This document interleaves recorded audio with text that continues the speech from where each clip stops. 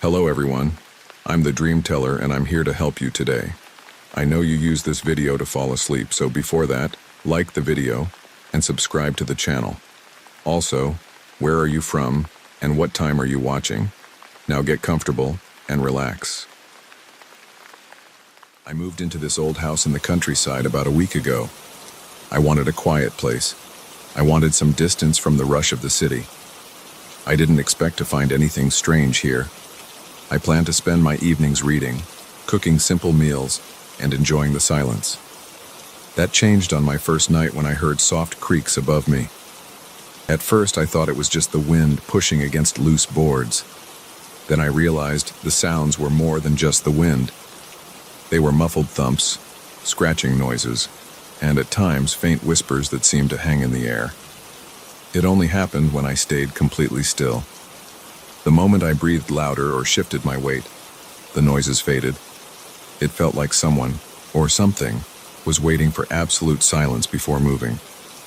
That was my first sign that this place wasn't as peaceful as I hoped. On my second day, I decided to explore the house more thoroughly. The realtor's paperwork showed a basic layout, and I wanted to confirm everything was in order. I walked through every room on the first floor, checking the walls, windows, and corners. Most rooms looked fine. The floors creaked a bit, the doors sometimes stuck, but that's normal for a place this old. The second floor was small. There was a master bedroom, a guest room, and a narrow hallway leading to the attic ladder. I pulled the cord and watched the folding ladder extend. It made a loud squeak and a small swirl of dust drifted down. I could smell damp wood and old fabric even before I climbed up. I went up carefully, one step at a time, because the ladder felt a bit shaky. The attic was dark and cold. The small window on the far side let in weak light. There was a single overhead bulb, but the pull chain didn't work when I tried it. I stood there, waiting for my eyes to adjust. The space smelled stale, like a closed-up closet that hadn't been opened in years. Sheets covered old furniture, an armchair with a torn seat, a small chest of drawers, a rocking chair, a couple of cardboard boxes stacked in a corner. I noticed a few spider webs between wooden beams. The floor looked warped in some areas. As I walked around, my footsteps echoed. I didn't see anything unusual at first. I lifted a few sheets and found old chairs and side tables with chipped legs and missing knobs. I coughed when dust rose into the air. Then I spotted a small wooden door in the far corner. It stood at about half my height. It was set into the wall in a strange way, almost flush with the floor. The doorknob was old, made of tarnished brass. I crouched down and tried the knob. It didn't move. I noticed a lock just above the knob, a simple mechanism, but the key was nowhere in sight. I checked the house's blueprint, which I had on my phone.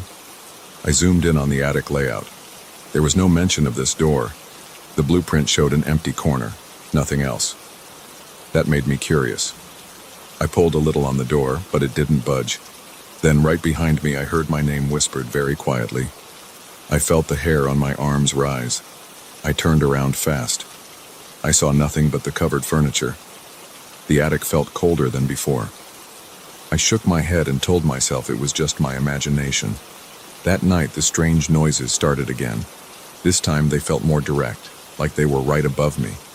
I lay in bed, eyes wide open, staring at the ceiling. I could hear a steady thump in the attic, then a short scraping sound. Every time I considered getting up, it stopped. I held my breath to listen closely, and that's when I heard the whisper again. It was drawn out and soft, like a person exhaling my name through clenched teeth. I jolted up, flicked on the bedside lamp, and waited. I couldn't sleep after that, so I got dressed, grabbed a flashlight, and marched up to the attic ladder. I climbed up. The space looked the same as before, except for the feeling that everything was waiting for me. I shone the flashlight around, checking each covered piece of furniture, then moved the beam to that little door. The door was still shut. The lock glinted in the flashlight beam. I stepped closer, and when I touched the knob, I thought I heard a faint warning. It sounded like my name, but I couldn't be sure. I tried to turn the knob, but it wouldn't move. My hand was trembling. My heart pounded in my chest. My mouth went dry. I forced myself to let go and back away. Then I left the attic, feeling uneasy. Over the next few days, I tried to ignore that door.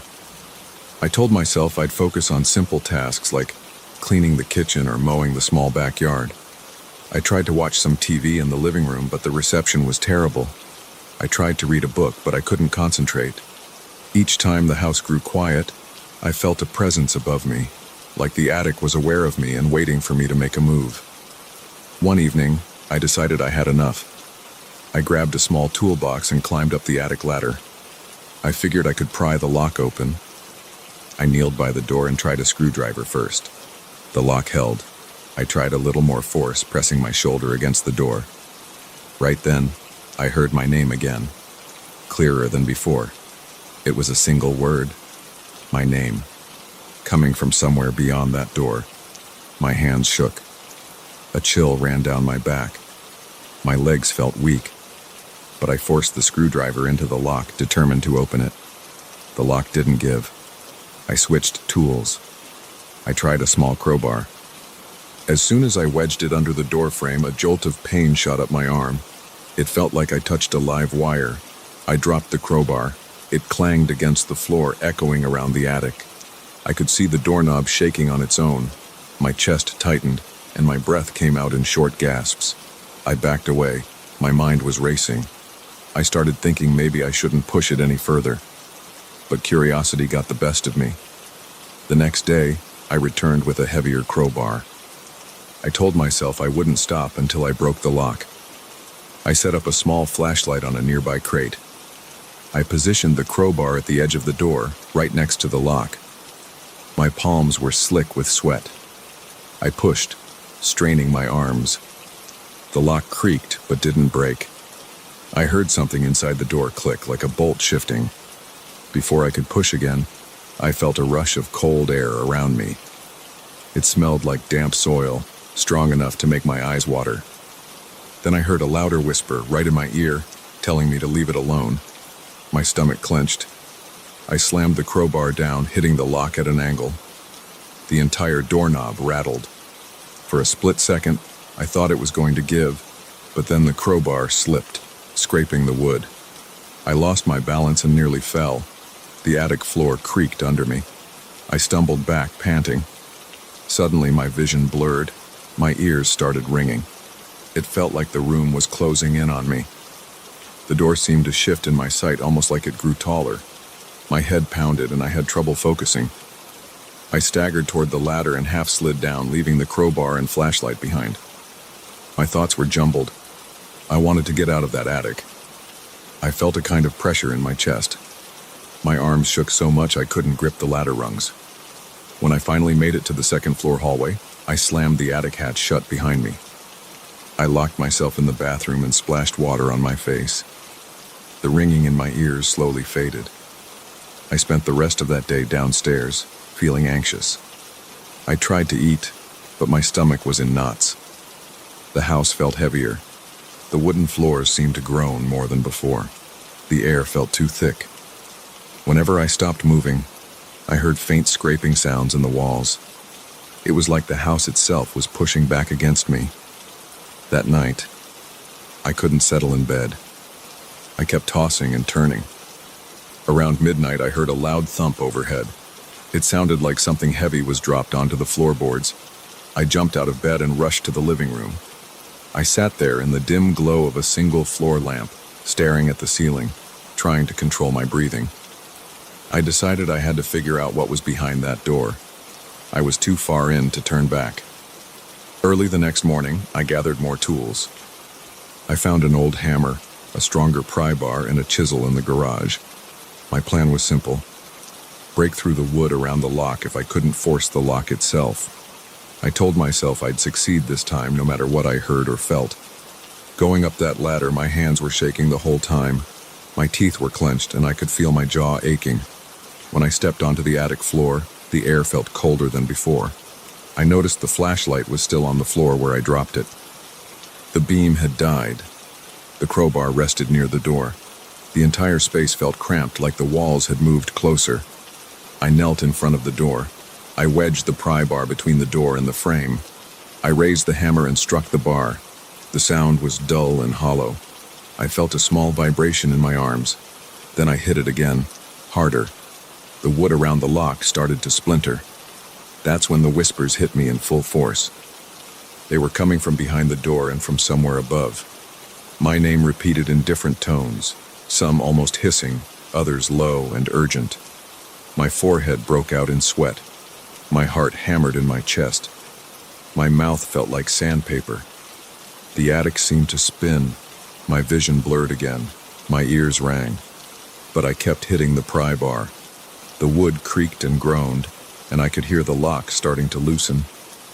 I took one more swing, putting all my weight behind it. The pry bar drove deeper, cracking the door frame. Suddenly, the doorknob jerked on its own. It twisted violently back and forth. I froze. The door moved an inch, like it was being opened from the other side. A rush of cold air hit me. It smelled stale and bitter. My name echoed through the attic, not just once. It sounded like a chorus of whispers. My stomach flipped. I felt dizzy. My head was pounding. I tried to gather my strength and push the door open the rest of the way. The whispering grew louder. My arms felt weak. My throat tightened. I had trouble breathing. I remembered thinking I might pass out, but I forced my hand onto the doorknob and pulled. At first it didn't budge. Then it gave a sudden jerk, like something was trying to hold it shut from inside. We struggled for a moment, me pulling, it resisting. Then it flew open an inch more, just enough for me to see a slice of darkness inside. Before I could see any details, something forced the door shut again. It was powerful enough that I fell back, landing on my backside. The door slammed with a loud bang that echoed throughout the attic. I sat there on the dusty floor, panting. I stared at the door. The knob was still shaking, but it was locked again. My hands were numb. My muscles felt sore. I could barely think straight. The whispering had stopped, replaced by a deep silence. My ears still buzzed from the echoes. I tried to catch my breath. After a minute, I stood up on wobbly legs and approached the door again. I gingerly tried the knob. It was locked tight. I tugged on it a little, but it refused to move. I kicked the door in frustration. It made a dull thunk. No change. My frustration turned into anger. I lifted the hammer again, aiming at the wood near the lock, but then I felt that rush of cold air behind me, and my name sounded in my left ear. It was low, like someone whispering a warning. My chest tightened. I froze. My grip loosened, and the hammer slipped out of my hand. It fell onto the floor with a dull thud. I felt lightheaded, like my body was telling me to back off. I left the attic without picking up my tools. I climbed down the ladder, slammed it shut, and paced around the second-floor hallway. I felt my heart drumming in my chest. My shirt was damp from sweat. My face felt flushed. My head pounded, and my vision was still fuzzy around the edges. I forced myself to get some water downstairs. I drank a whole glass in 3 big gulps. It did nothing to calm my nerves. The house felt hostile. The hallway leading to the staircase seemed darker than usual. I heard faint thumps coming from above, as if the attic was reacting to my attempts to open that door. I didn't know what else to do. I considered calling a locksmith, but I couldn't imagine how to explain the situation. I also thought about leaving, but I didn't want to run from a house I had just moved into. Besides, something in me wanted to see what was behind that door, even if it scared me. I decided to take a break for the rest of the day. I stayed in the living room, keeping the TV on for background noise. I avoided silence because that's when I'd hear the faint scratching and whispering again. I made myself a quick meal, but I barely tasted it. My thoughts kept returning to that door in the attic. The memory of that slam and the feeling of being pushed back were fresh in my mind. My arms still felt sore from gripping the crowbar. My shoulders ached. My stomach was twisted in knots. I went to bed early, hoping I'd sleep, but the house stayed restless. I heard random creaking in the floorboards upstairs. I heard faint tapping on the walls. At one point, I sat up in bed, convinced I heard the doorknob up there jiggling by itself, but I was too drained to go check. I stayed under the covers, staring at the dark ceiling, wishing morning would come.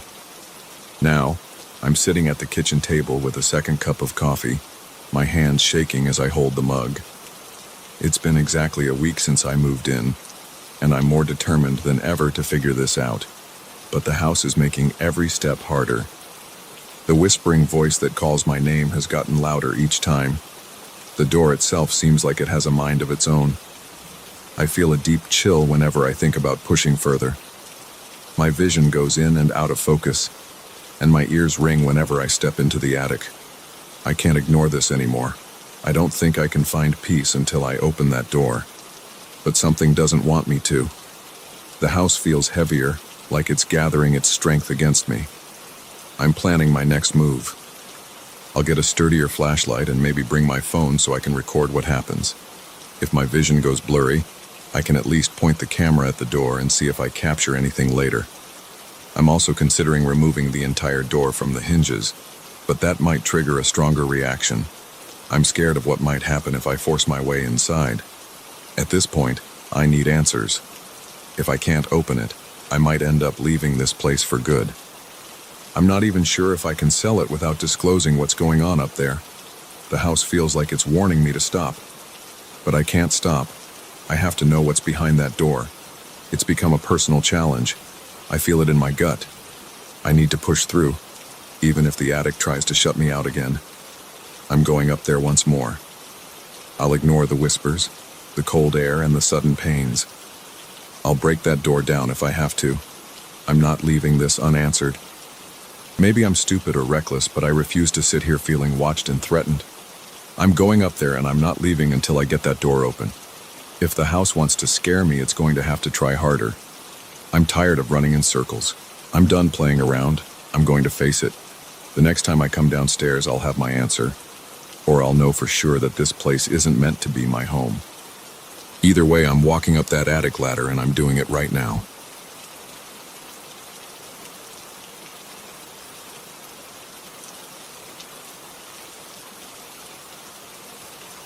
I still remember the first time I saw that place. I was out on my usual nighttime run, jogging along the deserted road that runs about a mile from my house. I didn't expect anything strange. I just wanted to blow off some steam and clear my head. But something felt off that evening. The air felt heavier than usual and my legs felt tense from the start. I kept going, figuring it was just nerves or fatigue. Then I saw the abandoned chapel. It looked like a wreck, missing its roof and covered in ivy. I'd passed it before, but that night I noticed a faint glow or movement inside. I had never seen anything like that there.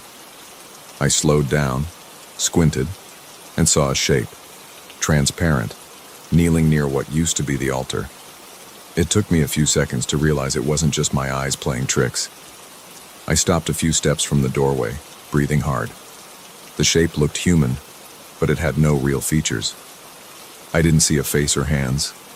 I only made out a torso, legs, and arms.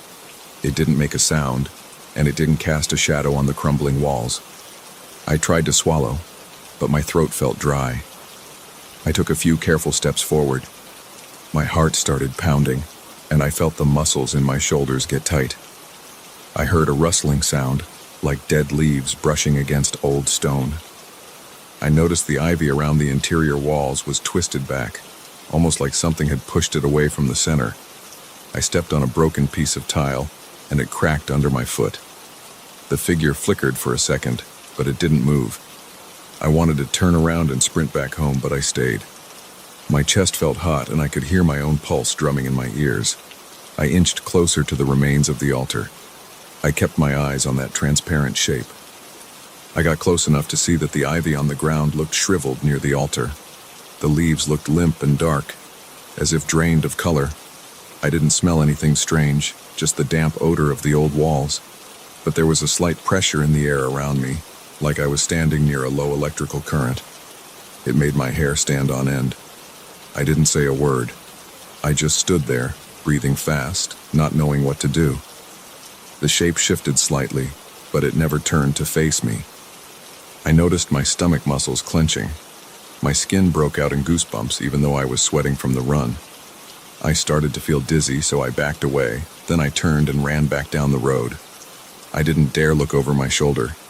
My footsteps on the cracked pavement sounded louder than usual, and I kept expecting something to follow me. But nothing ever did. That night, I slept poorly. I kept seeing that figure in my mind, kneeling there. I woke up twice, drenched in sweat, my heart racing. I told myself I was just scared from the shock, that I'd calm down in a few days. But the next evening I felt a powerful urge to go back. It was like there was a pull in my gut, telling me to return to that chapel. I tried to ignore it and watch TV until past midnight, but I couldn't focus on anything. My eyes kept drifting to the clock, and my foot tapped against the floor without me even noticing. Eventually, I gave in. I laced up my running shoes and left my house, my mind spinning with a nervous buzz. I jogged the same route as always, and by the time I saw the chapel in the distance, my heart was hammering. My mouth felt dry again. The inside of my chest felt tight, and I kept wiping sweat from my forehead. The road was silent and dark, with only a weak moon in the sky. I slowed to a walk when I reached the chapel. The entrance was still partly collapsed, the walls broken in sections. I saw the same figure kneeling in the same spot. I took a couple of deep breaths, trying to calm my nerves, and stepped inside once more. My shoes scraped against the uneven floor. The ivy on the walls looked even more twisted than before, as if it had been yanked away from the center. The figure's presence felt stronger this time. I don't know how else to put it. The air in there pressed against my ears. I heard a faint crackling, like static electricity. I felt my hair lift slightly. My throat got tight and my knees felt weak.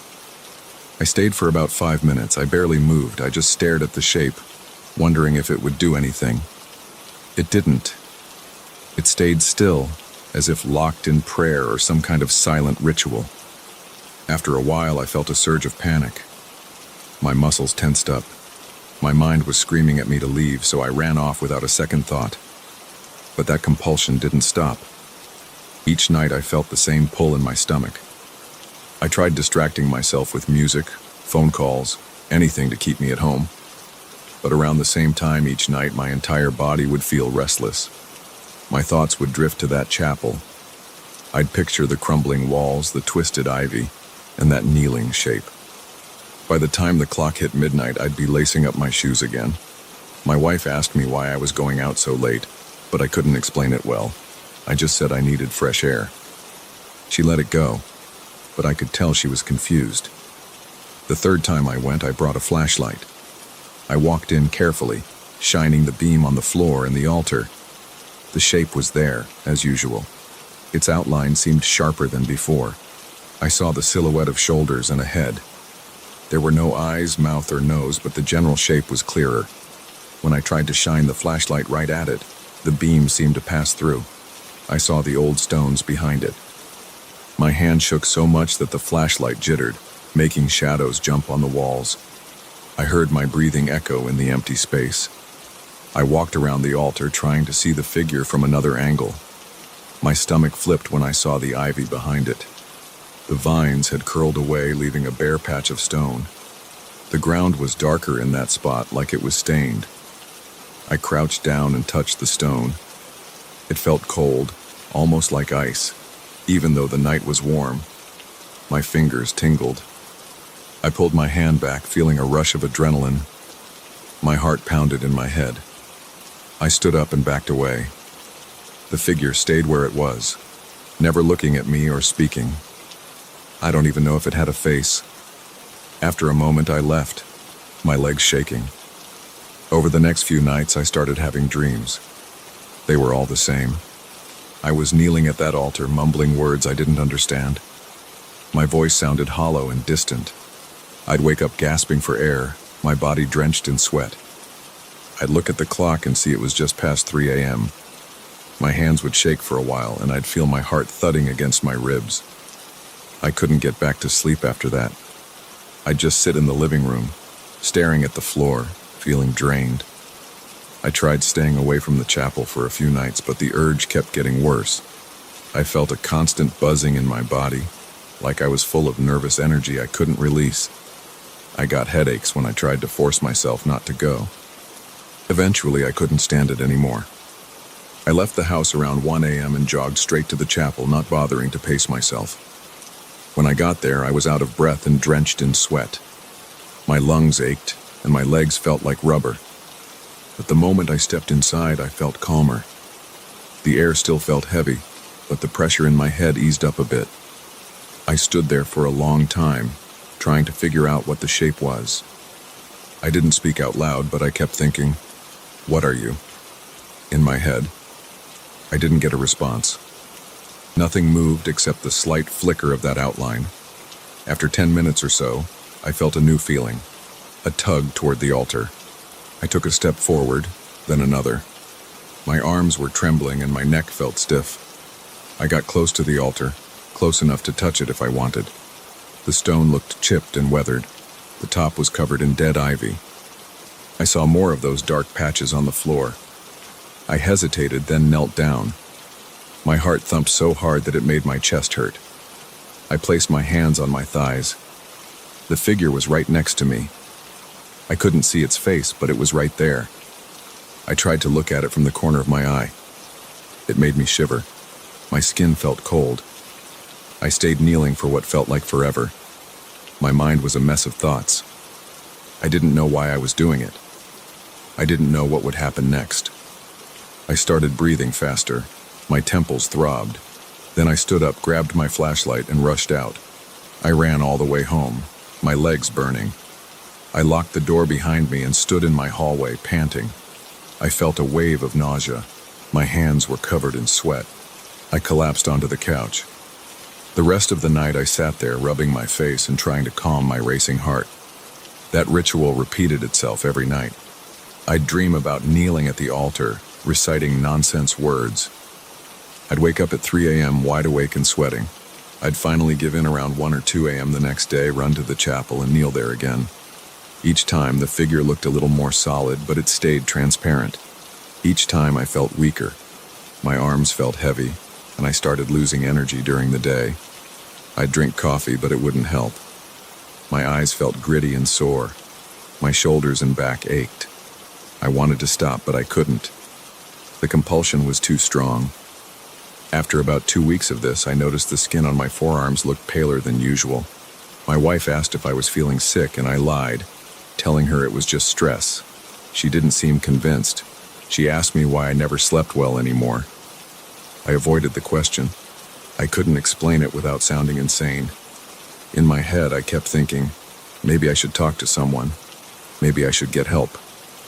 But every time I seriously considered it, the urge to go back to the chapel would flare up, and I'd lose track of those plans.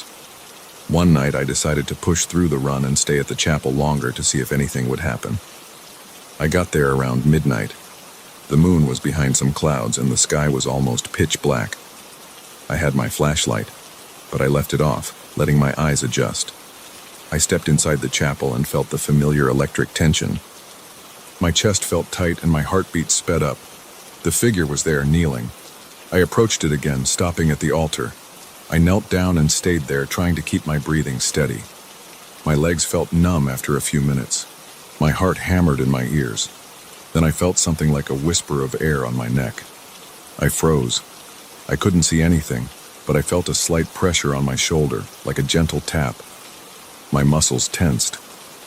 I clenched my fists and wanted to jump up, but I stayed still. I'm not sure why. My body refused to move. My chest felt like it was on fire, and my temples throbbed. Then the sensation stopped, and I could move again. I stumbled back, stood up, and felt my vision blur for a second. I pressed a hand against the wall to steady myself. I stayed another few minutes, staring at the figure. It was quiet, just like before, but the air felt alive. My mind buzzed with a chaotic mixture of fear and curiosity. I felt sweat trickle down my back. I looked around and noticed the ivy was almost completely dead on one side of the wall. The leaves were shriveled, hanging by thin, brittle stems. The ground there looked darker, almost black. I smelled something faint like damp stone and rotten leaves. I decided I'd had enough for the night. My whole body was tense. I left the chapel, trotting back to the road, stumbling over loose rocks. I felt like something was watching me leave. But when I glanced back, I just saw the shape kneeling in the same position. The rest of the run home was a blur of cold sweat, shaky limbs, and short, ragged breaths. I kept staring into the trees, half expecting to see that shape floating behind me. Once I got home, I slammed the door and leaned against it, breathing hard. I felt that wave of nausea again, and I almost threw up. I braced my hands on my knees, trying to calm my stomach.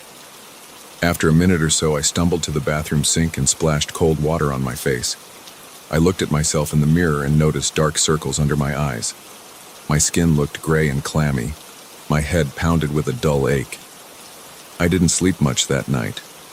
The next few days were a haze. I went to work feeling groggy and weak. My shoulders hurt, and my eyes burned when I tried to focus on the computer screen. My coworkers asked if I was feeling sick, and I just said I was tired. I drank coffee until my hands shook. I tried to skip the run, but by 1 a.m. the compulsion was too strong to ignore. I found myself jogging down that deserted road again, heading straight for the chapel. Every time I asked myself why, I drew a blank. I only knew that I had to be there, kneeling by that altar no matter how scared I felt. And that's where I am now. Every night I go back. I kneel next to that transparent figure. I feel my body shaking. I sweat through my clothes. I sense that invisible force pressing against my chest. When I leave, I feel drained, but also strangely relieved, like I fulfilled some kind of obligation. My dreams are getting more vivid. I hear my own voice speaking gibberish in those dreams, but I don't recognize the words. It's getting worse, but I can't stop. Something is keeping me tied to that chapel, making me show up night after night.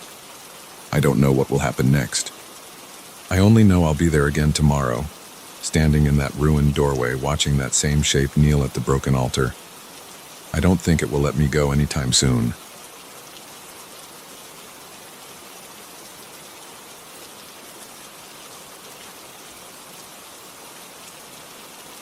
I still remember the day I found that mirror.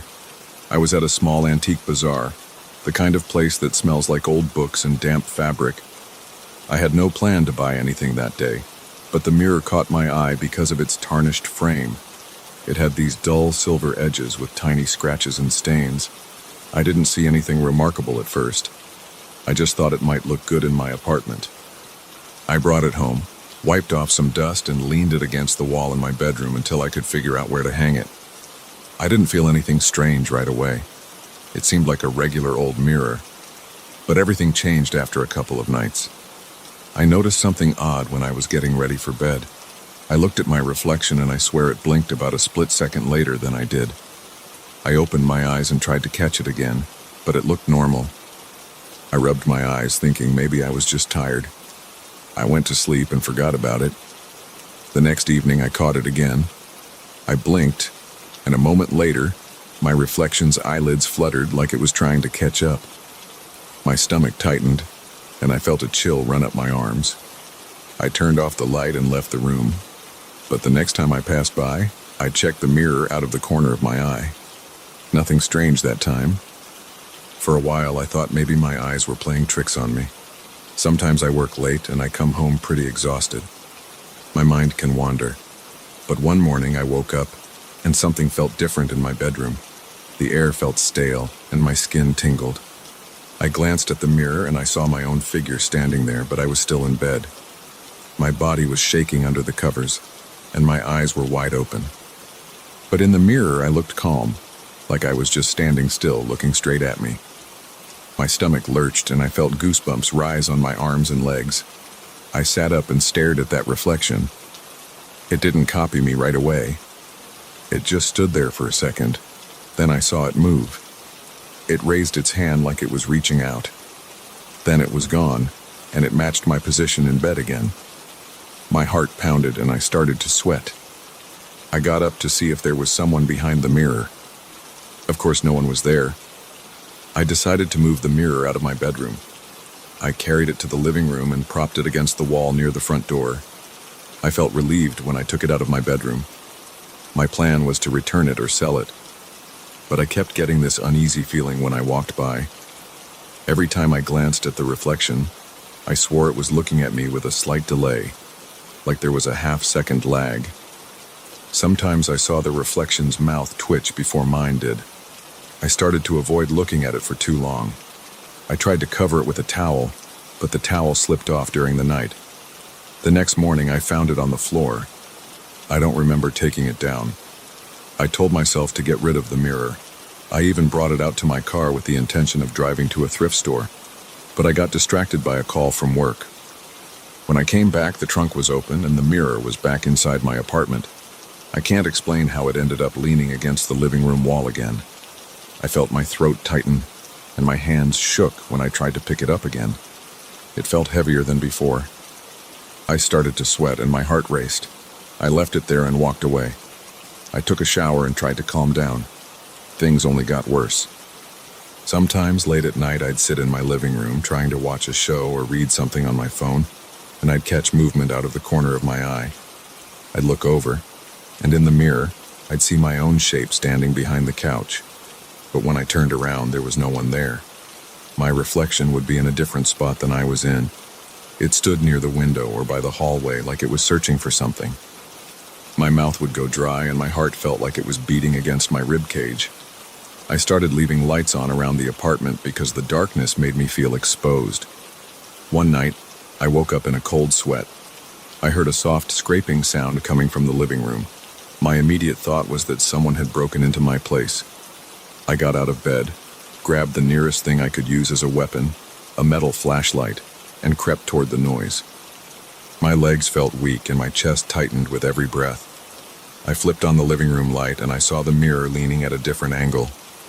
It looked like it had been dragged across the floor. The faint scratch marks on the wooden boards matched the shape of the mirror's base. No one else was in the room. I thought about checking the locks on the doors, but I froze, staring at the mirror. My own reflection stared back with a slight tilt of the head, like it was studying me. I swear I saw the eyes shift a millisecond before mine did. I backed away, went to the door, and saw that it was still locked. The windows were all locked. Nothing else seemed disturbed. I tried sleeping in a hotel the next night. I needed a break from that apartment. But I couldn't stop thinking about what would happen with the mirror while I was gone. Would it move again? Would it break some furniture? Would someone else see it? My anxiety wouldn't let me sleep. I tossed and turned in that hotel bed until I gave up and checked out in the middle of the night. I drove back home with my hands shaking on the steering wheel. I felt sick. My head pounded, and my eyes burned from exhaustion. When I walked back into my apartment, the mirror was in the hallway. It had moved from the living room. There were new scratch marks on the floor. I tried to ignore the fear building in my chest and told myself to focus on practical steps. I thought about throwing it out the window, but I live on the second floor, and I was worried about damaging the property or harming anyone outside. So I decided to put it in the storage area in the basement. I gripped it with both hands and carried it downstairs. My arms felt numb and sweat dripped down my forehead. I placed it in a corner near some old boxes and covered it with a sheet of plastic. Then I hurried back to my apartment, locked the door, and tried to catch my breath. My pulse was racing and I felt an ache in my shoulders. For 2 days I didn't see the mirror. I started to calm down a bit, although I kept thinking I heard scraping sounds in the hallway at night. On the second night, I heard a thump near my door. My heart raced again. I got up and looked through the peephole. Nothing. I opened the door a crack and looked down at the floor. The old mirror rested there, leaning against my door frame. I felt my chest tighten, and my vision blurred for a moment. I forced myself to pick it up and bring it inside. I felt defeated. I set it against the living room wall and sat on my couch staring at it. My reflection stared back. I tried to maintain eye contact, but it felt wrong. I sensed that it was examining me. I started having dark thoughts, nothing violent toward others, but my mind felt heavier. I found myself getting angry over small things. My phone not charging fast enough, my coffee not tasting right, the neighbors talking in the hallway. My jaw would clench and I'd want to yell at someone for no real reason. Then I'd calm down and wonder why I was so on edge. It felt like the mirror was pulling me into some kind of negative mood. My chest felt tight most of the time and I had trouble sleeping. I'd wake up every few hours, worried that I'd see the reflection walking around my apartment again. One night, I did see it. I opened my eyes and glanced at the bedroom doorway. The mirror was still in the living room, but I could see it from my bed if I tilted my head just right. The hallway light was on, and my reflection stood there in the mirror. I was still lying in bed, but the reflection looked like it was leaning out of the mirror, peering around the corner into my bedroom. My arms and legs felt paralyzed. My breath caught in my throat. I tried to scream, but no sound came out. The reflection's eyes turned toward me. Then it stepped backward, and I saw it blend back into the shape that matched my body in bed. When I finally got control of my muscles, I bolted upright, my heart pounding.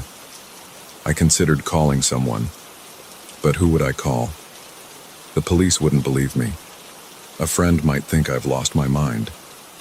I decided to search online for stories about mirrors. I found a few things about haunted objects, but nothing that matched exactly what I was experiencing. I didn't want to draw any attention to myself by posting on social media or online forums. I just wanted a solution. After that, I attempted a more direct approach. I tried to break the mirror with a hammer. I smashed it once, but the hammer just bounced off. There wasn't even a crack. My arm vibrated from the impact, and I almost dropped the hammer. I swung again, harder, but the mirror didn't shatter. The shock traveled through my hand, and I felt a painful jolt in my elbow. My reflection stared back, unscathed. I gave up and sat on the floor, cradling my arm. My head ached, and I felt an overwhelming sense of failure. The next few nights, I barely slept. I felt like the mirror was always in my peripheral vision, even when I was in another room. I'd hear faint tapping or scratching sounds at odd hours. The reflection would move in ways I couldn't predict. Sometimes it blinked out of sync.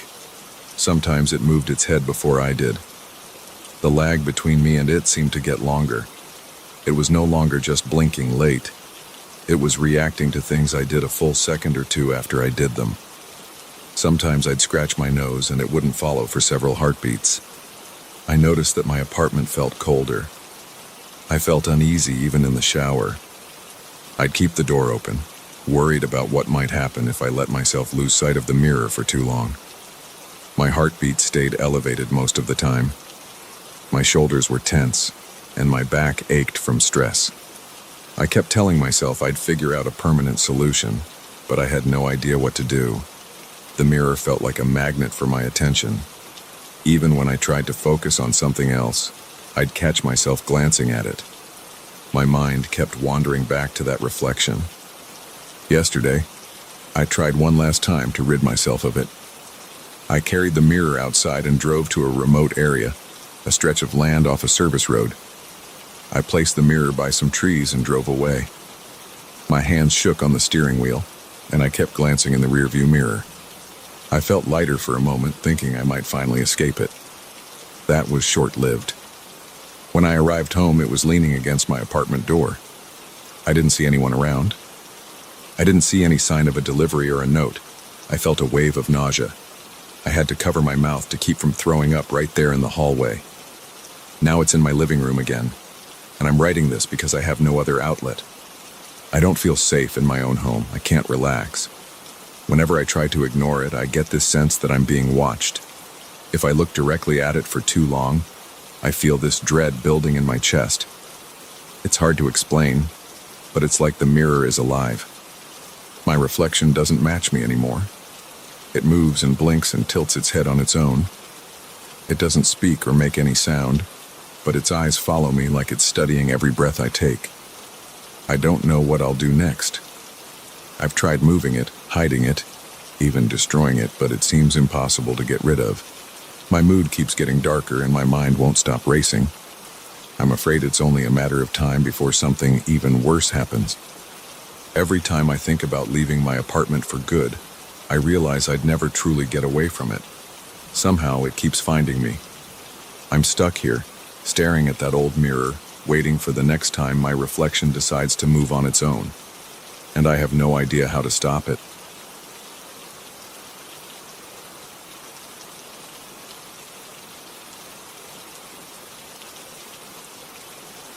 I never expected to see my own shadow upside down on the pavement.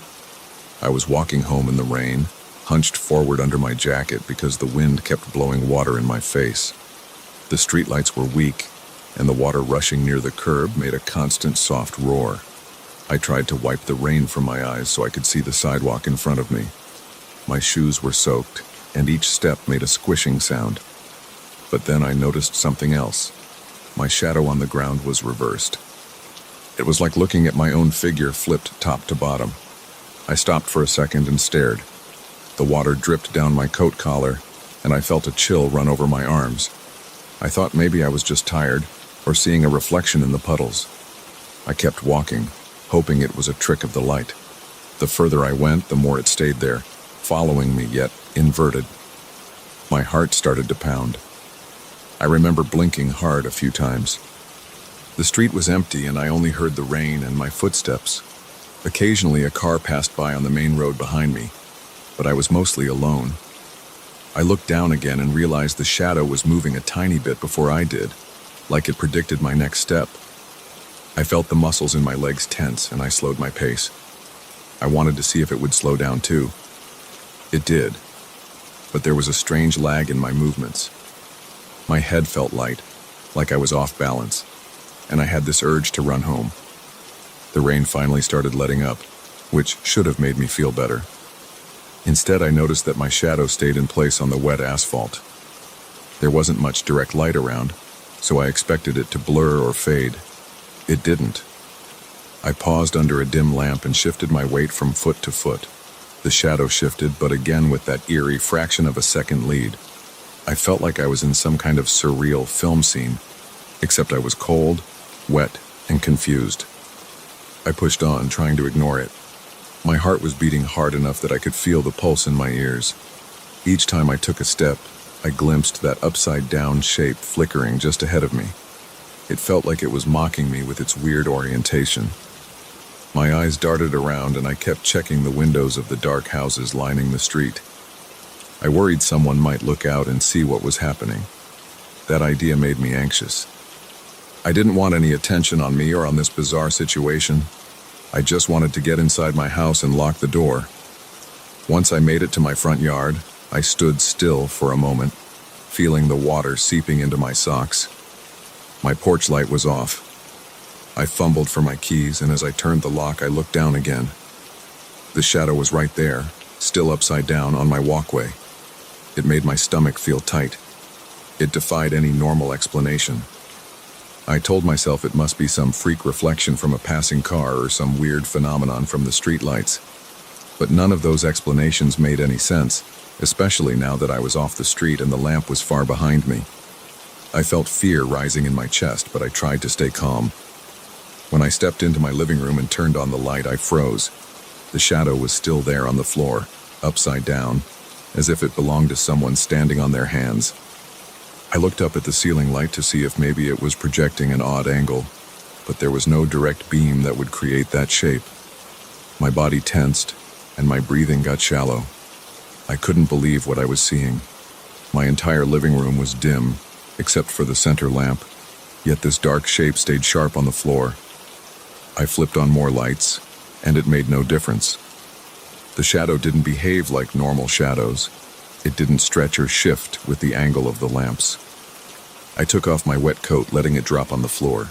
My shirt clung to my skin. I could feel sweat mixing with the rain on my chest and back. My thoughts were spinning, and I kept looking at the shadow and then away. I wanted to see if it would vanish when I wasn't paying attention. It stayed there. It didn't matter whether I looked or not. I started to feel short of breath, like I needed more air. My shoulders ached from all the tension.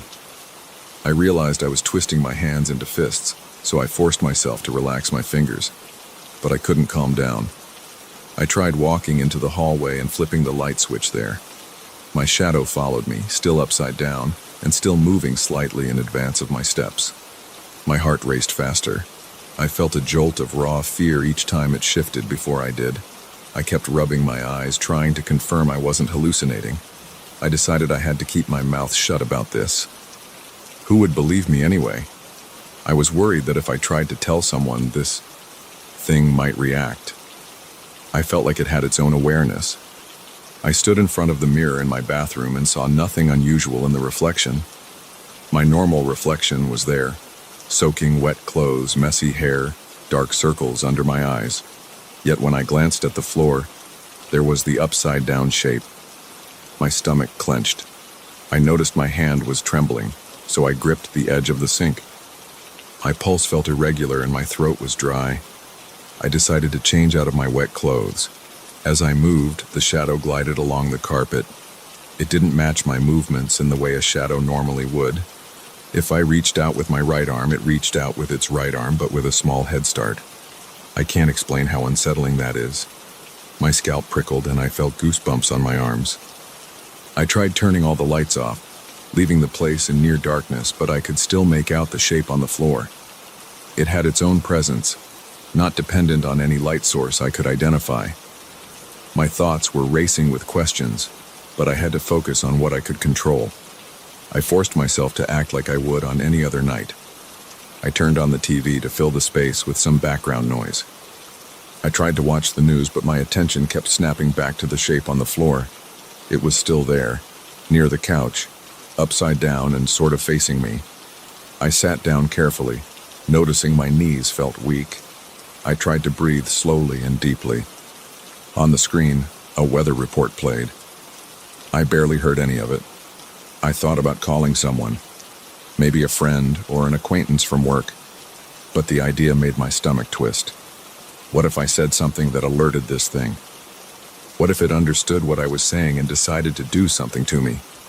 My imagination started to run wild, so I got up and walked to the kitchen to get some water. The moment I stood, the shadow moved first, like it already knew I was going to stand.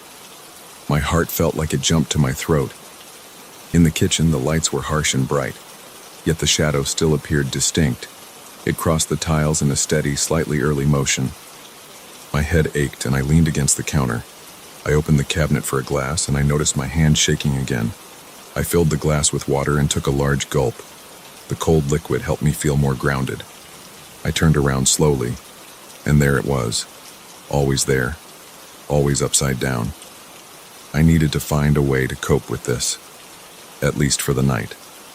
My clothes were still damp, and I felt the weight of exhaustion on my shoulders. I decided to take a quick shower. I hoped maybe steam or bright bathroom lights would break whatever effect was causing this. I turned on the shower, let the water warm up, and caught a glimpse of the shadow near the door. It never left. It stayed in that inverted posture, moving just a fraction of a second before I did. I shut the bathroom door, but it slid under the crack like it was a stain on the floor, not a reflection dependent on a line of sight. Inside the shower, I tried to calm my mind. The hot water hit my shoulders and I closed my eyes. The rushing sound helped me relax a little. I spent a few minutes there just letting the water run over my face. But the moment I stepped out and looked at the floor, I realized it was waiting. My chest felt tight again and I fumbled for a towel. The steam in the bathroom made the mirror foggy. I wiped it with my hand, but I couldn't see the shadow in the reflection. Only the tiles behind me. When I glanced down, I almost dropped my towel. It was at my feet, still upside down. I walked to my bedroom, carefully avoiding any quick movements. I was certain it would move first if I tried to run. My shoulders were tense, and every noise in the house seemed louder than usual. I heard the soft hum of the air conditioner. I heard the squeak of a loose floorboard. I even heard the faint drip of water from the shower head. I couldn't shake the feeling that something else was in control. I put on fresh clothes and sat on the edge of my bed. My throat felt dry again, and my mouth had a metallic taste. I turned my lamp on and off a few times, testing if there was any effect on the shadow. Nothing changed. It was there, on the floor, upside down. If I shifted my leg, it shifted just before me. If I bent my arm, it bent too, always a split second earlier. The hair on the back of my neck stood up each time I noticed that detail. At some point, I started hearing noises I couldn't explain. Whispers, or maybe just the blood rushing in my ears. I heard a slight rustling, like clothes rubbing together, except I wasn't moving. I jumped to my feet and I felt adrenaline surge through my limbs. My breath came in quick bursts. Then I realized the shadow was on its feet before I fully stood up. I felt a cold sweat on my forehead and my hands felt clammy. I went into the hallway again, flipping the light switch on and off just to see if anything would change. It was a pointless gesture, but I was desperate to understand this. The shadow followed me, gliding across the wooden floor. I heard the boards creak under my own feet, but I sensed a delay or mismatch in sound versus the shadow's movement. It was always that subtle sign that it was acting independently. I wanted to scream, but I kept it inside. I was terrified that if I showed fear too openly, it might respond. After a few minutes, I went back to the living room. The rain outside had mostly stopped, but occasional drops hit the windows. I turned off the TV and just stood there, listening to my own heartbeat. A sudden rush of panic made me check the door's lock. I turned it twice, hearing the click each time. Then I pulled the curtain across the window, shutting out the view of the dark street. I paced around, trying to figure out if there was any chance this would just go away on its own. The house felt too quiet. I couldn't escape the sense that this shadow had its own presence. I heard faint footsteps in the hallway behind me, but when I turned, nothing was there except the shadow on the floor. I wondered if it was mimicking the sound of steps, just to unnerve me. My heart thumped in my chest as I stood there trying to breathe normally. I knew I had to get some sleep, but the idea of lying in bed with this thing in the room made my skin crawl. I decided I'd sleep on the couch where there was more light, in case anything happened. I sat down and pulled a blanket over me. The shadow was on the floor, close to the coffee table, still upside down. I placed a lamp on the side table and turned it on. The light cast short, crisp shadows on the couch and table, but the shape of my body on the floor remained inverted and independent of that light. I rubbed my arms, trying to get rid of the goosebumps. My eyelids felt heavy, but I was too scared to let them close. Every so often I heard a quiet whisper like someone saying my name very softly. I snapped my eyes open, scanning the room. I never saw anything else, just that dark figure on the ground. My body was exhausted and my mind was drained, but the anxiety kept me on edge. Eventually, I had to rest, so I let my body slump back on the couch, hugging the blanket. The entire night, I drifted in and out of a restless doze. Each time I caught a glimpse of the floor, the shadow was there, never once breaking its pattern. In those half-awake moments, I felt a strange sensation like I was sharing my thoughts with something else. It was as if another consciousness was nudging me, hovering right on the edge of my mind. I fought it off by reminding myself that I had to stay alert, but I kept feeling this pressure at the back of my head, like a slow, rhythmic pulse. When morning finally came, I realized I couldn't tell anyone about this. I still can't. I'm worried that if I speak the words out loud, the shadow might react in ways I can't predict. It feels like it's listening, even now. The whispers haven't gone away completely, and sometimes I catch faint echoes of footsteps behind me when I move from one room to another. I've started keeping the curtains closed. I check every corner of every room, making sure I'm alone. But every time I look down, I see that upside-down figure on the floor waiting. It hasn't left for a second. Even now, while I'm talking, I feel it there. I can't ignore it.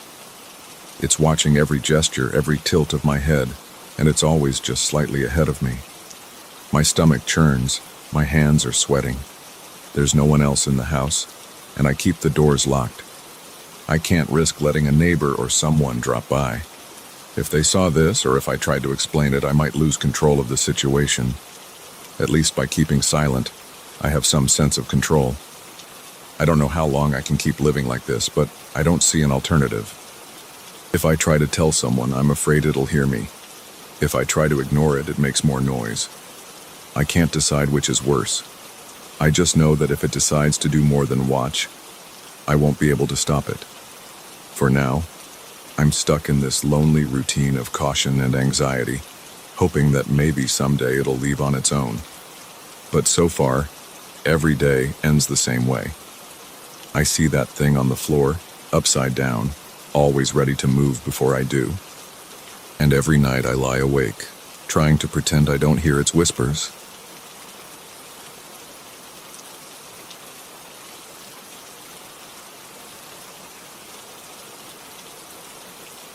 I still remember the day I spotted that painting. I walked into a small antique shop because I had time to kill. The place smelled like old furniture and damp books. The owner, an older man with gray hair, barely looked at me. I wandered around until I saw this one painting leaning against a wall near the back.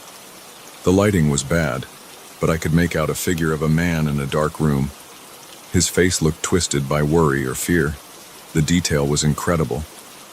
His eyes seemed to stare right through me. I asked the owner about it. He shrugged and said it was by some painter he'd never heard of. He named a low price. I bought it without hesitation because I liked the realism. It felt different from the usual cheap, dull paintings I see at flea markets. When I brought it home, I didn't have a specific plan for where to put it. My apartment isn't big, but I have a spot in the living room above a small couch, so I hung it there. At first, it just looked like a weird old painting that gave the room a bit of personality. I even had a friend over that same evening. He glanced at it and joked about it being creepy. I agreed, but I also thought it was cool. I didn't pay much attention to it after that because I had work early the next day. A few days passed and I started noticing something odd. Every time I glanced at the painting, the expression on the man's face seemed slightly different.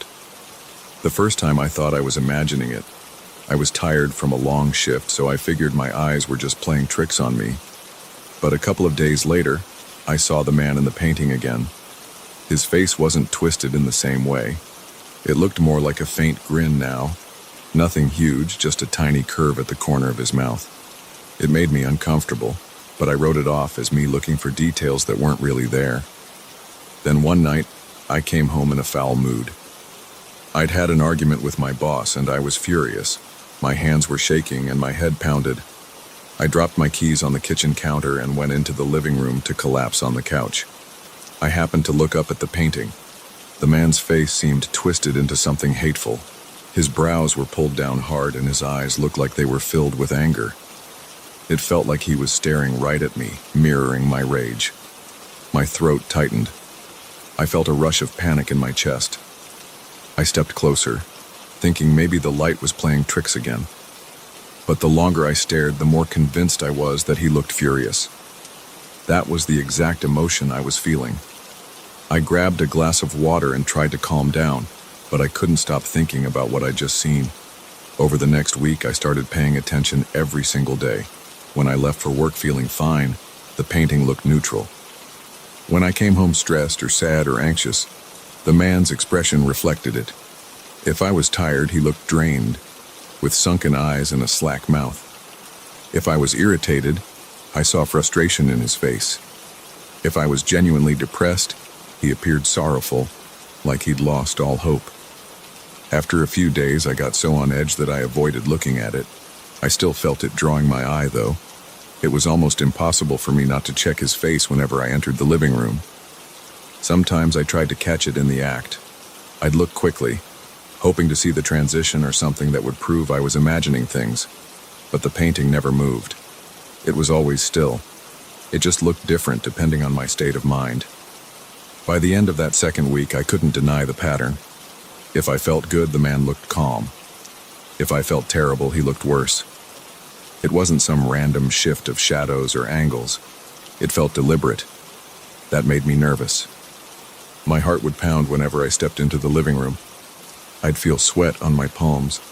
I'd almost tiptoe past it, wishing I could put a sheet over it or hide it in a closet. But I couldn't bring myself to remove it. Part of me wanted to test this situation further. Another part of me felt like it was watching me for some reason, and that made me uneasy. I started sleeping poorly. I'd wake up several times a night, thinking I heard something in the apartment. A few times I rushed into the living room, flipping the light on just to make sure nothing was off. But the painting was always there. That man's eyes aimed at me, his expression shifting in subtle ways. On a Sunday morning, I woke up feeling a little off. My neck was stiff, and I had a dull headache. I decided to sit on my couch with a cup of coffee. I glanced at the painting. The man's face looked tense. I noticed the tightness in his jaw. I felt a wave of unease, like I couldn't relax in my own place. My stomach churned. I sipped my coffee, but I couldn't even taste it. I was too distracted. I kept staring at the painting, almost waiting for it to move or blink. My breathing grew shallow. I leaned closer, trying to see if I could find brushstrokes that might change the expression under different lighting. I could see fine lines around the man's eyes, like wrinkles from stress. The detail was shockingly lifelike. I leaned back and shut my eyes for a moment, trying to steady my thoughts. The next day I had an early meeting at work, so I didn't look at the painting in the morning. I rushed out, got through my day, and came home later than usual. I was exhausted. My entire body felt heavy and my mind was numb. I threw my jacket on a chair and dropped onto the couch. When I glanced up, I saw the man's face looking completely drained. It was like he'd been carrying some giant burden all day. I rubbed my eyes and looked again. He had heavy bags under his eyes and his mouth was downturned. The corners of his lips were pulled so low it looked pitiful. I let out a shaky breath.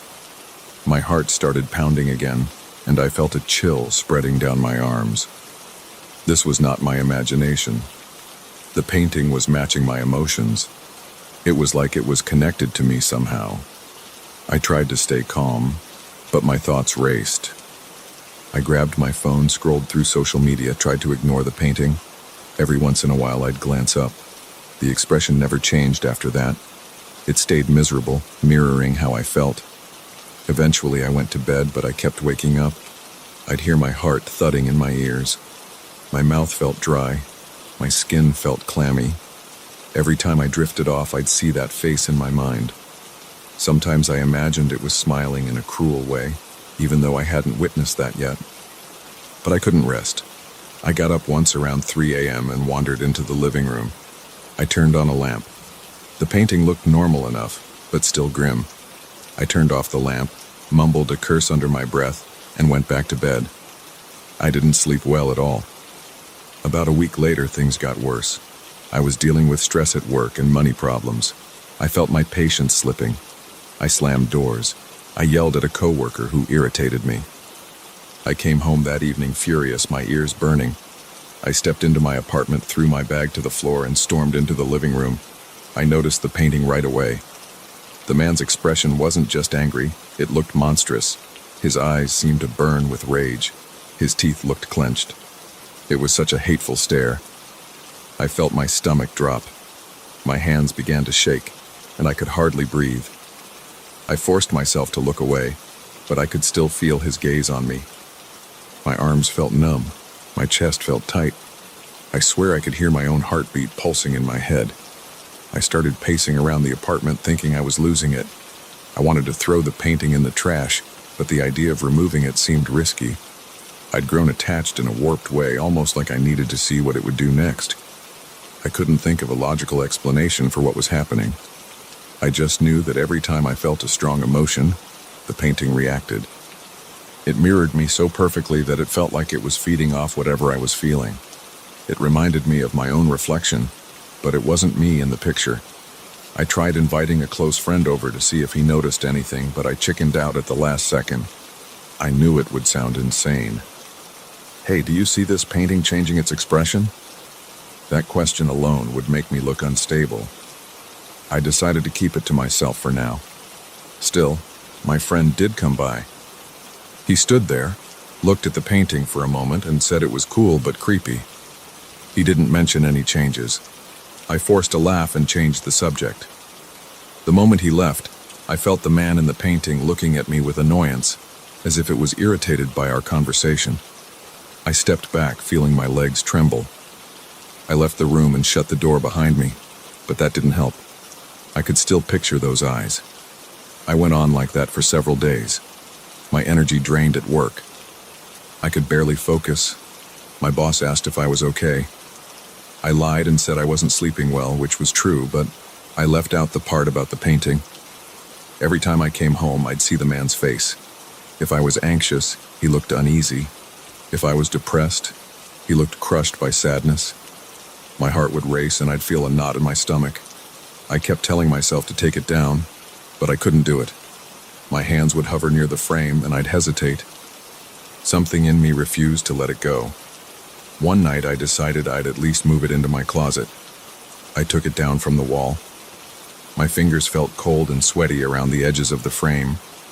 I stood there holding it, and I looked at the man's face. He looked desperate, like he was silently begging me not to lock him away. My arms shook, and I felt a surge of guilt and fear all at once.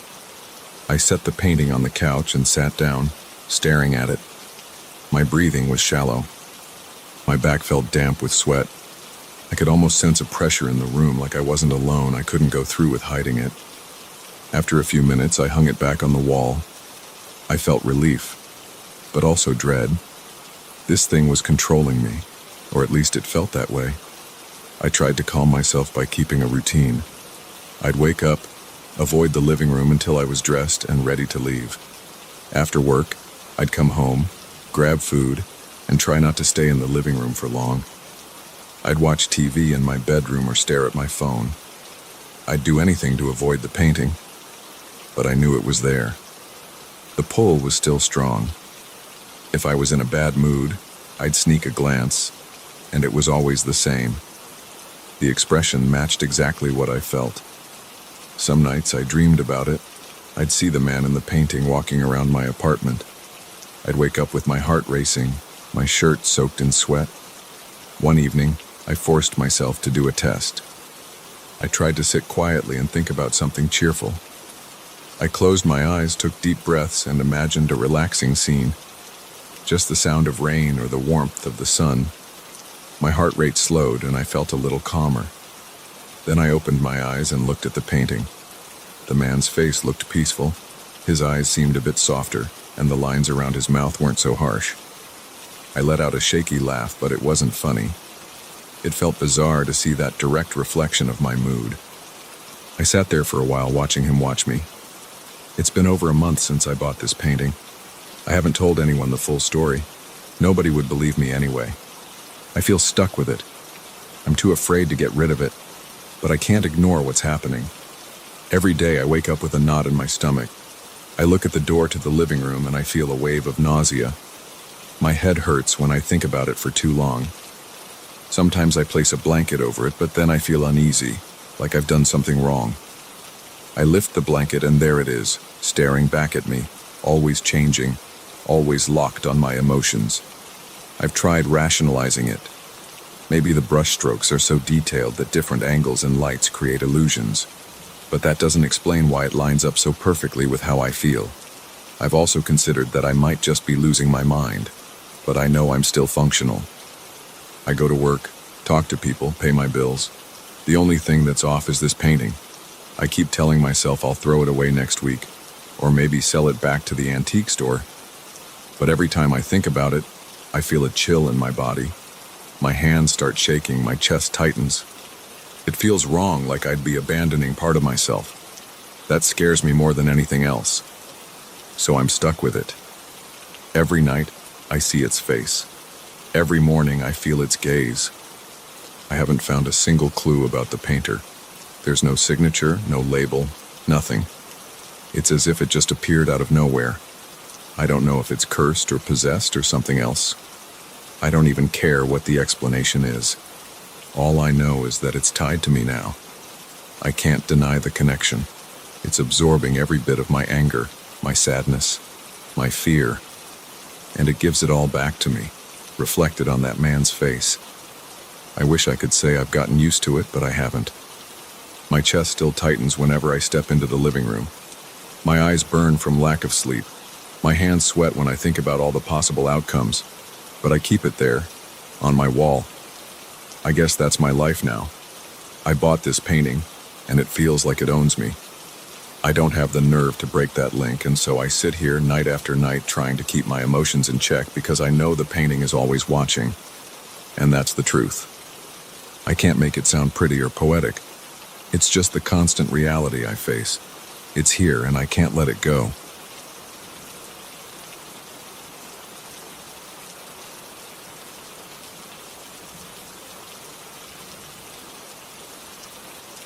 I arrived at the mansion on a Monday afternoon. I remember the rough gravel under my boots when I walked up to the main entrance. The mansion stood in front of me with tall stone walls and narrow windows. It looked cold even in daylight. The owner was waiting by the door. He was a quiet man, thin, with pale skin. He explained the job requirements without wasting time. He wanted me to catalog the books in the large library on the second floor. That was it. I asked about the rest of the house, curious about all the locked doors in the corridor. He only told me to focus on the library and not to wander anywhere else. Then he pointed toward the end of the main corridor. There was a heavy wooden door reinforced with thick chains. He looked straight at me and said, "Do not touch that door. The silence of that room must not be broken." He didn't offer any details. He just gave me a key for the library, said I could stay in the guest room at the other end of the hall, and that was the end of our conversation. During my first day, I explored the library. It was larger than I expected, with shelves that reached the ceiling. The smell of dusty pages made me cough a few times. I noticed there were old lamps on the tables and a single tall window on the far side. I spent most of that day scanning the shelves, writing down titles, sorting them by category. My plan was to organize everything in a methodical way so the owner could find his books without trouble. The owner didn't bother me again. He stayed somewhere else in the mansion. I didn't see him after he gave me a quick tour. I assumed he preferred his solitude. That evening, I walked down the main corridor to my guest room. I passed by the chained door. I slowed down when I heard a faint shuffle behind it. My body went rigid and I stopped in front of it for a moment. I felt a draft of cold air slipping through the gap at the bottom. The chains rattled a little, and I thought maybe the wind moved them. I stepped closer and tried to hear more, but I only caught a dull thump from inside. My heart beat faster and I felt sweat under my collar. I glanced around, saw nobody, and continued to my room. The bedroom was small, with a narrow bed, a small dresser, and a single lamp. I locked the door, undressed, and lay down. I couldn't sleep right away. My mind kept going back to that noise behind the chains. The owner told me not to approach that door, but I'd already broken that rule, even if just for a moment. The next morning, I woke up early. I walked back to the library. The corridor was silent and dim. I glanced at the chained door again, but it was still shut tight. My chest felt tight thinking about what I heard the night before. I shook that feeling off and focused on the library. I had a job to do. I cataloged books for most of the day, pausing only for a quick lunch. The house remained quiet. Sometimes I heard faint creaks above me, but old houses always make random noises. I tried to brush off any anxiety. I told myself it was just an ordinary old mansion, and that door was probably some storage room. But on my third night, I heard something different. I was walking back to my room, carrying a stack of my notes, when I heard a muffled voice or whisper from behind the chained door. It stopped me in my tracks. My hands tightened around my notes. I heard it again, like a low murmur, and then a scraping sound like nails on wood. The air felt cold against my face. The hairs on my arms stood up. I breathed quietly, trying to listen. Then I heard a soft tap, tap, tap on the door. I leaned toward it, my stomach twisting. A chill ran down my spine. I couldn't make out words, just a soft sound that felt like it was calling me. I checked the corridor behind me, but I was alone. I backed away from the door, went into my room, and locked it. My heart pounded so hard it hurt. I lay on the bed, staring at the ceiling. I tried to convince myself I was just tired. Maybe it was a draft pushing something against the inside of the door, or maybe pipes in the wall. But I couldn't relax. I stayed awake for a long time, feeling uneasy about that quiet voice. The days passed, and I spent most of my time in the library. Every time I left, I could feel the presence of that door at the end of the corridor, even if I didn't look at it.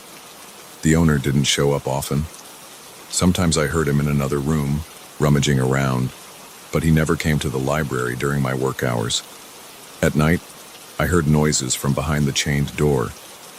Scratches, soft knocks, and occasionally a low moan. The corridor felt colder each time.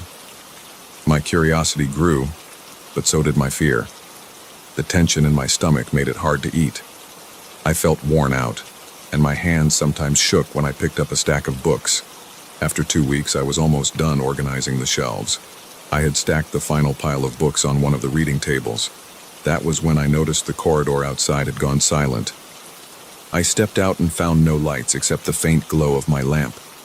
I walked toward my room, but the air felt even colder than usual. When I reached the chain door, I heard a loud thump from inside. I jumped back. My chest tightened, and I felt my palms sweat. I dropped my lamp. It hit the floor and went out. I fumbled in the dark, trying to pick it up. My breath grew rapid, and my heart pounded. I relit the lamp and held it up to see the door. The chains were still wrapped around the handle, but they seemed looser than before. The sound inside was gone. I stood there for a minute, listening. I heard nothing except the thud of my heartbeat. I couldn't sleep much that night. My mind kept replaying that loud thump. I thought about leaving the mansion the next morning, but I had a contract. Also, I had personal pride in finishing what I started. I told myself I'd only be here a few more days. Still, the possibility of looking behind that door lingered in my thoughts. The owner's warning echoed in my head. The silence of that room must not be broken. But it was already broken. I had heard whispers, scraping, and thumps. I had felt cold drafts creeping under the door. By the next afternoon, I was finishing the final shelves. I looked up at the library window and saw the sky growing dark. I had lost track of time. My stomach growled. I realized I hadn't eaten much, just some bread hours earlier. I grabbed a flashlight from my bag and stepped out into the corridor, planning to head to the small kitchen I had access to. When I passed the door, I felt a strong chill around my ankles. The scratching returned, louder than before. I heard a slow scrape, scrape, scrape. My throat felt dry. My heart started to race, and I found myself standing there, shining my flashlight at the door. The chains rattled slightly. I noticed something odd. The padlock on the chains had fresh scratches on it. They weren't there before. They looked deep, like someone had tried to tamper with it. I held my breath. My eyes burned from not blinking. I thought I heard a faint whisper again, but it faded after a few seconds. I forced myself to keep walking to the kitchen. I tried to eat, but my appetite was gone. I drank some water and tried to calm down. I splashed water on my face, dried off with a towel, and went back to the library to finish. My mind drifted to that door every few minutes. I forced myself to catalog a few last books. Around midnight, I told myself I'd done enough for the day. I walked back toward my room. The door was on my right. I noticed something shining on the floor near it. I crouched down and found a small key lying on the stones. It was old and corroded. I picked it up and held it in the light of my flashlight. I had no idea where it came from. My hands felt shaky. I suspected it belonged to the chain's padlock. I stood there, gripping it, uncertain if I should test it. My heartbeat felt too strong. The corridor seemed darker than usual. I told myself I'd check the lock just to see if it fit. My hand trembled when I brought the key to the padlock. It slid in. I felt a click. My shoulders tightened, and I froze. I didn't turn the key. I just tested if it fit. I stepped back, my mind racing. I felt beads of sweat on my forehead. My breathing turned shallow. I stared at the door, remembering the owner's warning. Part of me wanted to turn that key and open the door. Another part of me wanted to drop it on the floor and run to my room. I decided I wasn't ready to face whatever was behind it. I placed the key on a small table nearby and went straight to my room. I locked the door behind me. My heart wouldn't slow down for a long time. That night, I barely slept. Around 3 a.m, I jolted awake. I realized I wasn't sure if I had really heard something or if I was dreaming. I listened carefully. I heard a slow scrape from the corridor. The boards creaked. Then I heard the padlock rattle. My throat went dry. I waited, but the sound eventually stopped. My hands felt clammy.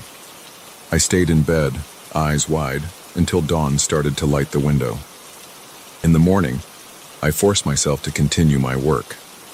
I gathered my notes and arranged them so I could finalize the catalog.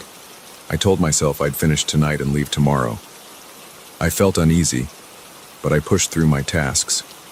By late afternoon, I had everything neatly compiled. The library looked organized. I glanced at my watch. It was around 7 in the evening. I heard a sudden series of thuds in the corridor. I rushed out. My flashlight beam bounced along the walls as I ran. The chain on the door was shaking violently. Something inside was pulling or pushing against it. My skin prickled. My heart hammered in my chest. I yelled, "Hello?" I got no response, just more rattling. Then it stopped. I stood there for a few seconds, breathing hard. My legs felt weak. I thought about the owner's words, but I also felt I had to see what was inside. I picked up the small key from the table. My hand trembled and my mouth felt dry. I approached the door, trying to steady my breathing. My mind was screaming that I should turn around and leave. But the rattling had stopped. The air felt dense. I reached for the padlock. My hands shook. I slid the key in. I tried to swallow, but my throat was tight. I turned the key. I heard a click. My heart pounded so hard it felt like it was echoing in my ears. I grabbed the chain and pulled it free. The door itself was still closed. A wave of cold air drifted across my shoes. It felt damp. My eyes locked on the handle. My hand hovered over it. I felt my breath turn shallow again. I pushed down on the handle, and the door creaked open a few inches. Inside, it was pitch black. The smell of musty air rushed out like the inside of an abandoned cellar. I heard nothing at first. Then I thought I caught a quiet shuffle. My flashlight beam cut through the darkness.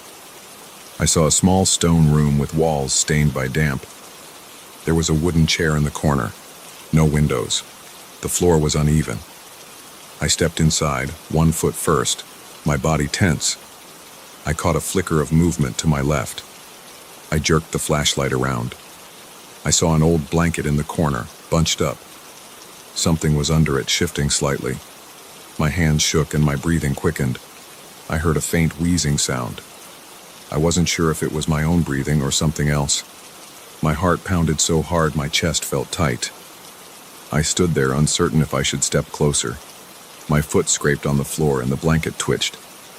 I froze. My mind felt numb with fear. I forced myself to say, "Is someone there?" A hiss came from under the blanket. It was a small, sharp sound, like air escaping through clenched teeth. I saw a thin hand emerge from the edge of the blanket. The skin looked pale and gaunt, with long nails. My hands trembled so badly my flashlight beam jerked around. I took 1 step back. The blanket slid off, revealing a figure hunched against the wall. I saw an arm, a shoulder, and a wild tangle of hair. I couldn't see the face clearly, but I heard raspy breathing. Then the figure turned toward me. I saw eyes glinting in the flashlight beam. My stomach lurched. I felt like my chest was constricting. The figure let out a low moan and reached a hand toward me. I backed away until I was against the doorframe. I wanted to run, but my legs locked. The figure dragged itself forward a few inches. I heard nails scraping the floor. My throat felt parched and a cold sweat trickled down my neck. The figure raised its head, and I saw a thin face, sunken cheeks, and wide eyes. I had no idea how this person got here. I felt the urge to speak, but no words formed. I heard the hiss again, and the figure tried to stand. It stumbled, leaning on the wall. I heard labored breathing and another moan. It sounded weak, not angry. I backed up more until I was in the corridor again. My flashlight still pointed inside. The figure shielded its eyes from the light with one hand. Then it let out a rough cough. I shook myself out of my shock. I felt an overwhelming need to close the door. I was scared and I had no clue what else to do. The figure kept coughing, stumbling in the dark. My heart felt like it was about to explode. My flashlight slipped in my sweaty palm.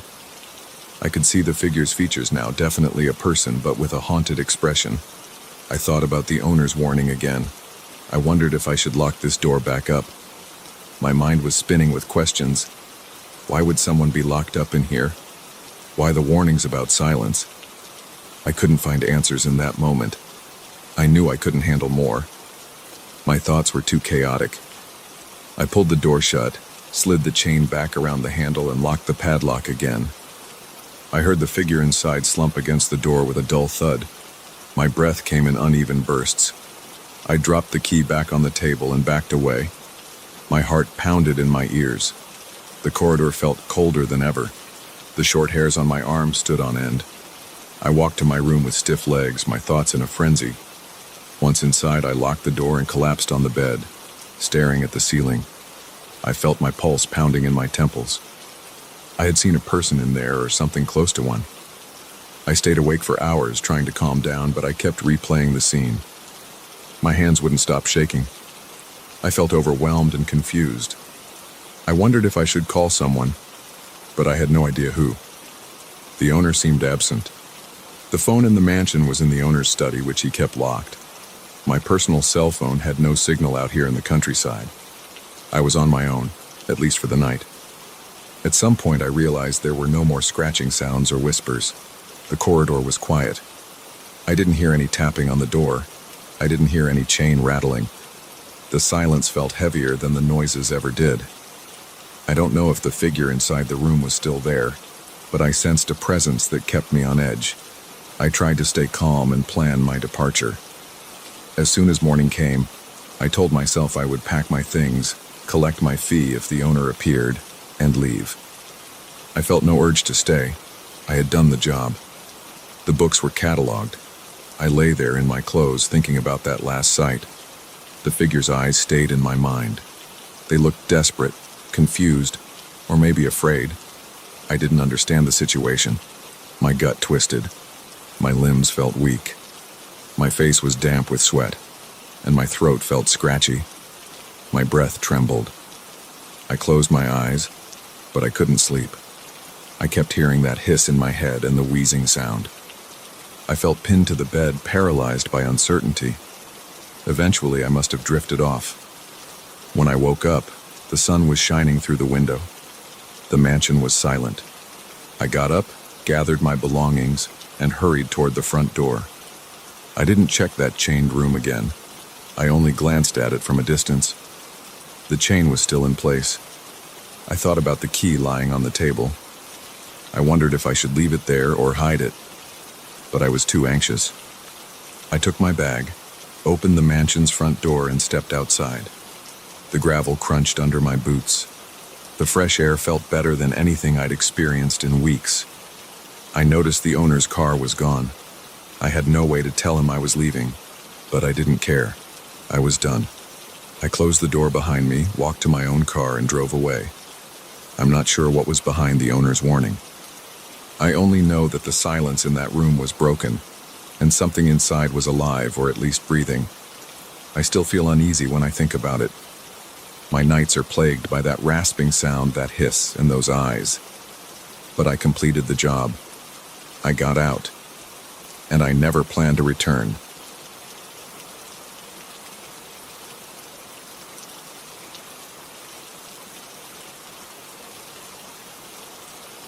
I checked into this old hotel because my job sent me on a long assignment, and I needed a place to stay that wouldn't destroy my budget. I didn't care about the peeling wallpaper or the slow elevator at first. I just wanted a bed and a hot shower. But on my first night, I heard noises in the room next to mine. It sounded like someone dragging heavy furniture across the floor. It didn't make sense because it was well past midnight. I got out of bed, pressed my ear to the wall, and listened. The scraping sound got louder, then stopped abruptly. That's when I realized nobody else was supposed to be staying on this floor. I woke up the next morning feeling uneasy. I tried to shake it off. Work was hectic, and I had too many reports to write. I left the hotel in a hurry and returned late that evening. As I walked down the hallway, I noticed the light fixtures flickering. The corridor felt colder than before. I glanced at the door of the room next to mine. It looked normal.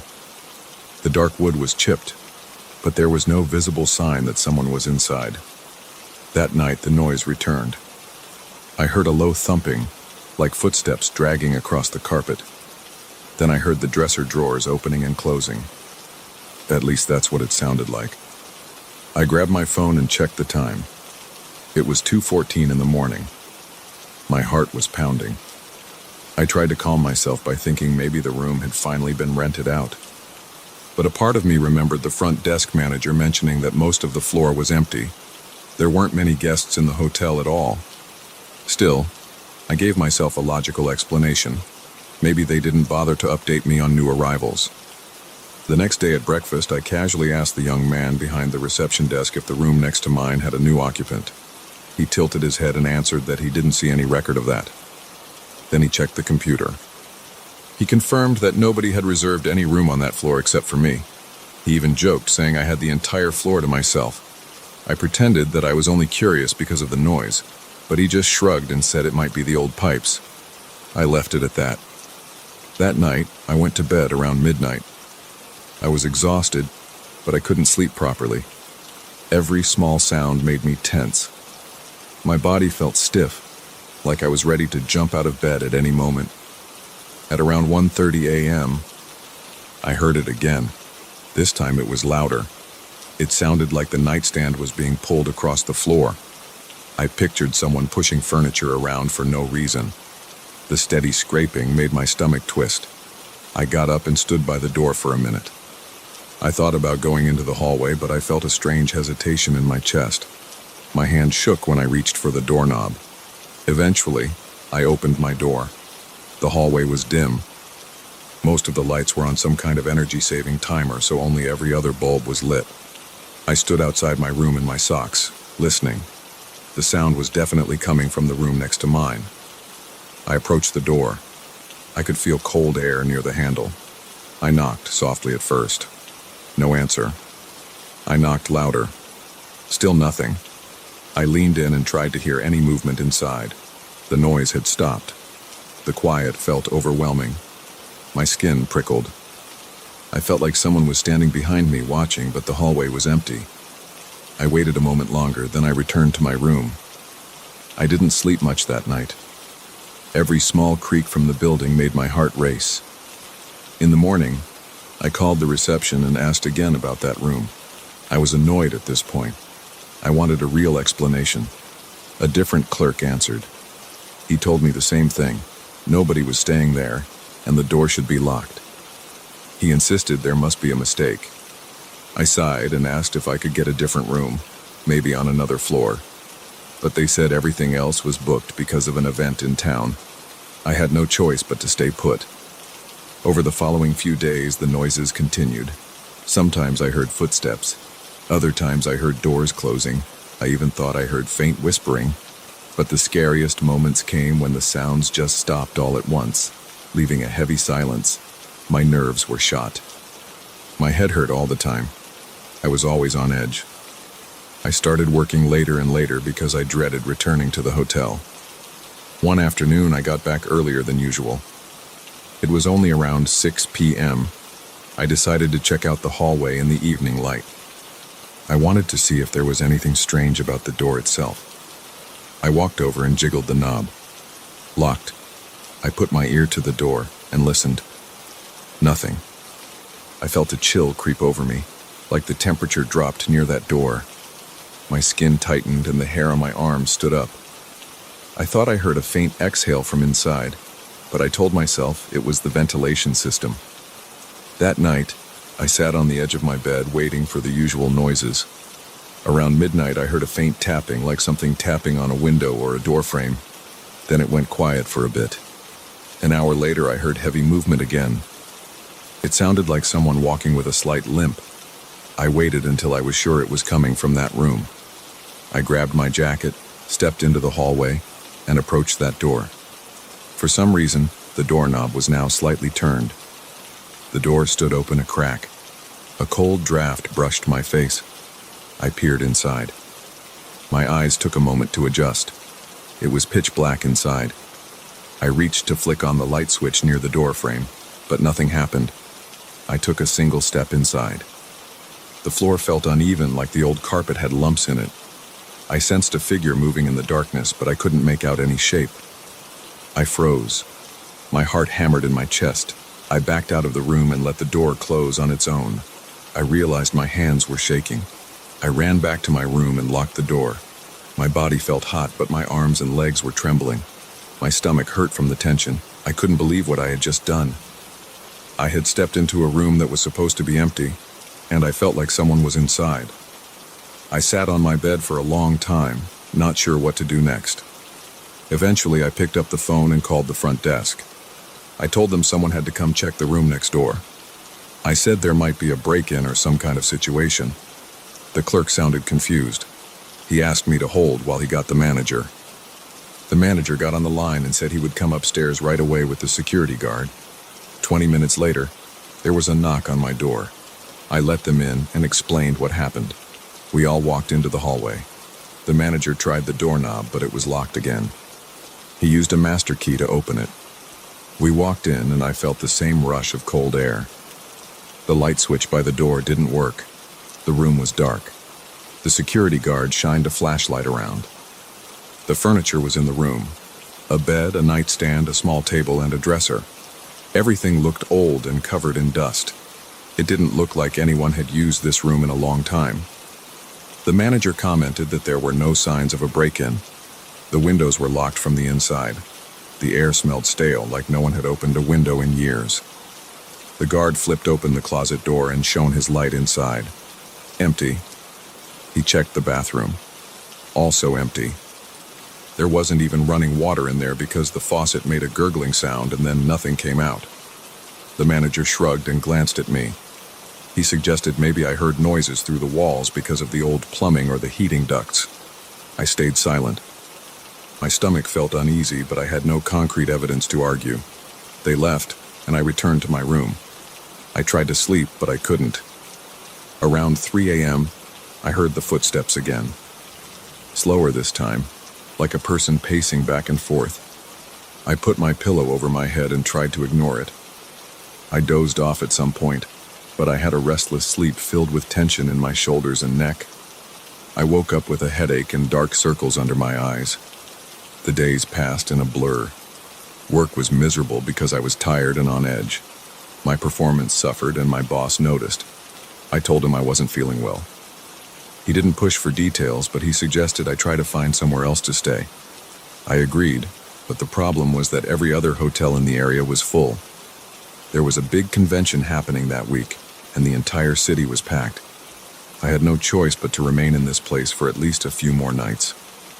One evening, I decided to have a few drinks at a nearby bar before returning to the hotel. I hoped it would help me sleep. It was close to midnight when I made my way back. The lobby was quiet except for a single desk clerk playing with his phone. He looked bored. I rode the elevator up and stepped into my hallway. The light was flickering again. The corridor was cold. I walked to my room, but I felt drawn to the neighboring door. It looked like it was slightly open again. I swore under my breath. I didn't want to check it. I didn't want to see anything that would make me panic. But my curiosity got the better of me. I stopped in front of the door. There was a bitter, chilly air coming from the gap. I placed my hand on the door and felt something like a soft vibration, like a muffled hum. My heart pounded. I stood there for a few seconds, my mind torn between walking away and pushing the door open. I decided to open it just enough to look inside. The room was dark, as always. I tried the light switch again, and nothing happened. I slowly stepped in. The air felt colder than the hallway. The smell of dust and old fabric was thick. My eyes strained to see anything. Then in the corner I saw a shape move. It was just a quick shift in the darkness. I heard a soft scraping sound on the carpet. I stumbled back, nearly losing my balance. My breathing turned shallow. I couldn't see a face or any details, but I knew something was in there watching me. I froze. I couldn't decide whether to run or to confront whatever it was. My body felt locked in place. Then the shape moved again, and I heard a soft whisper. I couldn't make out words, just a faint, breathy sound. That was enough for me. I turned and rushed out the door, letting it swing shut behind me. I nearly slammed into the wall in my hurry to get to my room. Once inside, I locked the door. My heart was pounding so hard that I thought I might get sick. I paced around, rubbing my temples and trying to calm down. I kept thinking about calling the front desk again. But what could they do? They had already checked that room once. I doubted they would find anything new. I decided to turn on every light in my room. I sat on the edge of the bed and stared at the wall. The noises from next door didn't start up right away, but I felt tense, waiting for something to happen. My skin felt clammy. Every time the building made a creak, I jumped. Around 2 a.m., I heard a single loud scrape against the adjoining wall. It sounded like something heavy was pressed against the wall between our rooms. The noise lasted for about 2 seconds and then stopped. My entire body tensed. I grabbed my phone, looking at the time, wondering how long this was going to go on. I thought about leaving the hotel right then and there, but I had nowhere else to go. I felt stuck. I hardly slept that night. When the sun came up, I felt a small wave of relief. I got dressed quickly and checked out of that floor for the day. I took the elevator down and spent the morning in the lobby, sipping coffee and pretending to read emails. My mind was racing with thoughts about what was happening, but I kept coming back to the same feeling. Something was in that room, and it wanted me to know it was there. It never answered me. It never approached me directly. It just made sure I knew it existed.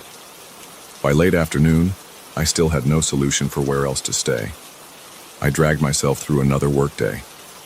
Each time I glanced at the time, I felt dread, knowing I would have to return to that floor. Around 8 p.m., I came back to the hotel. As I stepped off the elevator, I felt cold air rush past me. The hallway lights were dim. I stared at that door, expecting it to be open again, but it was shut.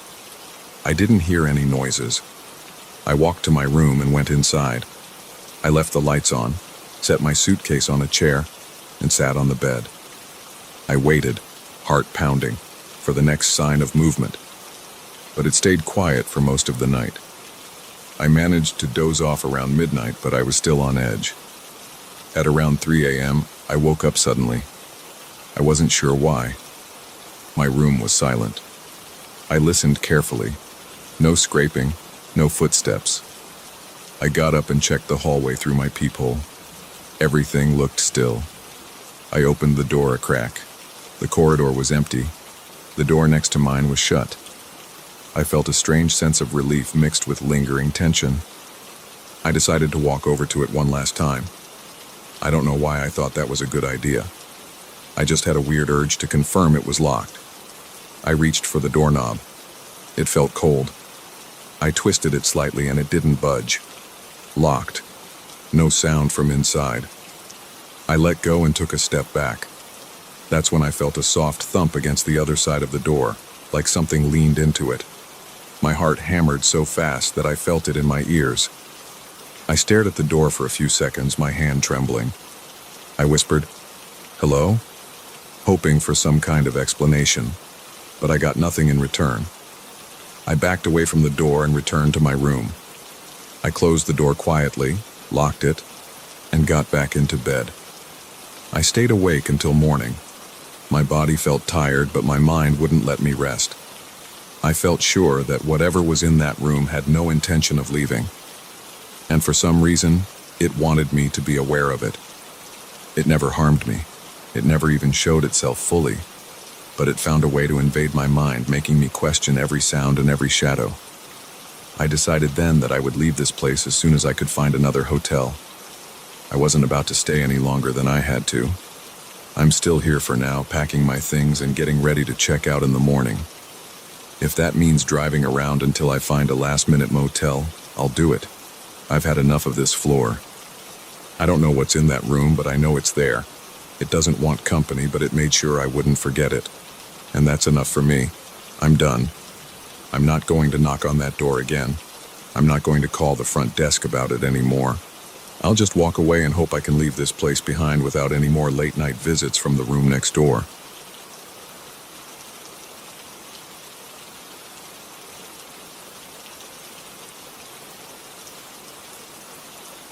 I showed up at the front doors of the old swim club expecting a normal practice session. The building looked worn down. The paint on the walls had chipped away in several places, and there was a faint smell of mildew in the air. I hesitated for a second, and then pushed the heavy door open. Right away, I noticed the front desk clerk staring at me with a flat expression. She told me to sign in and pointed me toward the locker rooms. That was our entire exchange. No smile, no warm welcome, just a half-interested look. I ignored the weird atmosphere and headed inside. I walked down a narrow hallway lit by a few flickering lights.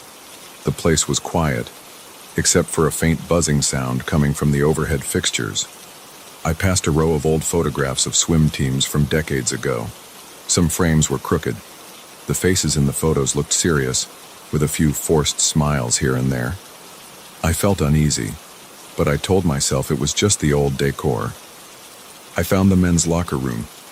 It smelled like damp towels and old plastic. The benches were made of chipped wood and the lockers had rusted corners. I changed into my swim trunks and put on my goggles and cap. I noticed a small poster on the wall about water safety, but it looked like it had been there for decades. The corners were curled and part of the text had faded.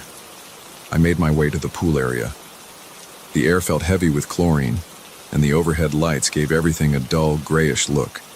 I glanced around and saw a few staff members at the far end of the pool, near a small office with a window. They whispered among themselves, then looked away when I walked in.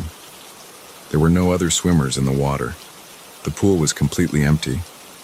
The water rippled slightly, as though someone had just finished a lap, but I saw nobody else. I stepped to the edge of the pool. The water appeared clean enough in the brightly lit area, so I ignored the rumors I had heard earlier. People said that late at night the water got murky and strange sounds echoed through the area. One staff member had joked about hearing heavy breathing. I had shrugged it off. I didn't believe in any of that, I just wanted a quiet place to work on my freestyle. I slipped into the water. It felt cold against my skin. Not the usual chill I expected from an indoor pool, but something that made my muscles tense right away. The smell of chlorine was strong, and my eyes stung a bit despite the goggles. I started swimming laps at a calm pace. My arms cut through the water, and I tried to focus on my form. After a few laps, I found a rhythm. Everything felt normal, and I relaxed. Maybe 20 minutes later, I paused for a break at the deep end. My heart pounded a bit, and I took a moment to catch my breath. The overhead lights hummed, and I noticed a faint dripping sound coming from somewhere near the walls. The water was still around me. Then, I felt something brush against my foot. It felt like a hand or maybe a loose piece of equipment. I recoiled and kicked instinctively, but nothing was there. I glanced around, trying to see if anything had drifted near me. The water looked empty. My stomach tightened. I swallowed hard, my throat dry. I slowly moved to the ladder and climbed out of the pool. My hands shook a little as I wiped the excess water off my arms. I tried to act calm in front of the staff members, who were still at their station. I didn't want to look paranoid, but my heartbeat was still racing. I considered leaving right then. Instead, I decided to sit on a bench at the side of the pool to settle myself. After a few minutes, I told myself it was just my imagination. Maybe it was a patch of cold water, or my own leg moving in a strange way. I forced myself to get back in and continue my laps. The rest of the session went by without any other odd sensations, and I left the club that night feeling a bit unsettled but determined to return. I didn't want to let a weird feeling ruin my training. The next evening I came back. The moment I walked in, I heard the staff whispering again. This time one of the guys near the front desk told me that the water had looked hazy after closing the night before. He said he heard a faint sound like gasping or panting. He joked about it, but I could tell he was uncomfortable. I shook my head and tried to shrug it off. I didn't want any more strange ideas in my mind. I changed and walked out to the pool again. The place seemed normal enough, though I noticed a chill in the air that wasn't there before. The overhead lights flickered a bit more, creating brief moments of dimness. I slipped into the water. At first, I swam without incident. My strokes felt smooth and I focused on my breathing techniques. But after several laps, I stopped to adjust my goggles. I glanced toward the deep end. I thought I saw a slight disturbance in the water, like a ripple moving on its own. Nobody else was swimming, and there was no vent or jet in that spot. The hair on the back of my neck stood up. My hands felt clammy against the pool's edge. I tried to ignore it and resumed my laps. As I dipped my face under the surface, I caught a glimpse of something moving at the bottom. It looked like a dark shape, drifting or swaying. I stopped again and stared for a few seconds, but the water was still. My heart thumped hard, and I felt a knot in my stomach. I told myself it was the reflection from the overhead lights, but I couldn't shake the feeling that I had seen something real. I wrapped up my session and headed home. That night I had trouble sleeping. My mind replayed the moment something brushed my foot. My dreams were disturbing. I saw myself swimming in black water. I couldn't see any walls or floors. Everything was just pitch black liquid, and then I felt cold hands gripping my ankles, pulling me down. I woke up gasping for air. My skin was covered in sweat. Despite my anxiety, I went back the following day. The staff members told me more stories. They mentioned hearing odd echoes, sometimes like a person exhaling slowly under the water. One person claimed she saw splashes in the pool after hours when no one was inside. I tried to act casual, but inside, I felt shaky. I usually trained in the late evening because it fit my schedule. That night, the light seemed dimmer than usual. A faint draft made the air feel colder. I noticed my own footsteps echoing down the hallway. When I stepped onto the pool deck, the water looked slightly cloudy, not crystal clear. I dipped my hand in and the temperature felt lower than usual. I slid into the water, hoping some exercise would calm my nerves. I pushed off the wall and started freestyle. My breathing was uneven and I kept glancing around underwater. Every time I turned my head to breathe, I felt a surge of tension. The water seemed heavier somehow. My arms felt tired more quickly and my chest tightened as if the air around me weighed on my lungs. I finished a lap, paused at the shallow end, and wiped my eyes. I decided to do one more lap. As I reached the deep end, I kicked off the wall to head back. That was when I felt a sudden shift in the water behind me. It wasn't my wake because I had paused to turn. It felt like someone else had just pushed off. My blood ran cold, my pulse hammered in my temples, and I swam faster. I forced myself to reach the other side without looking back. When I arrived at the shallow end, I stood up quickly. Water dripped off my face. I scanned the pool. It was empty. The overhead lights cast a weak glow, and I noticed the staff had left the pool area. I was alone. I backed out of the water slowly, my legs shaking. I grabbed my towel and left without showering. My hands trembled as I unlocked my car door. I drove home with my mind racing. That night, the nightmares got worse. I saw myself in total darkness again, swimming without any sense of direction. The water felt like ice, and my lungs burned from lack of air. Then I felt those cold hands on my wrists, this time tugging me down. I couldn't scream, and all I heard was a muffled gurgling sound. When I woke up, my heart was pounding so hard I thought it would burst. I decided to change my schedule and train in the morning. I told the staff I needed a fresh routine. They looked at me with curious expressions but didn't say much. On my first morning session, the pool felt different. The sun was out, brightening the glass ceiling above the water. The air felt warmer, and the water looked clearer. I relaxed a bit, thinking the daylight would make everything normal. But while I swam laps, I caught myself glancing to the sides every few strokes. My mind wouldn't let go of the idea that something was in the water. A few times I felt small, shifting currents that made me think of a person swimming close by.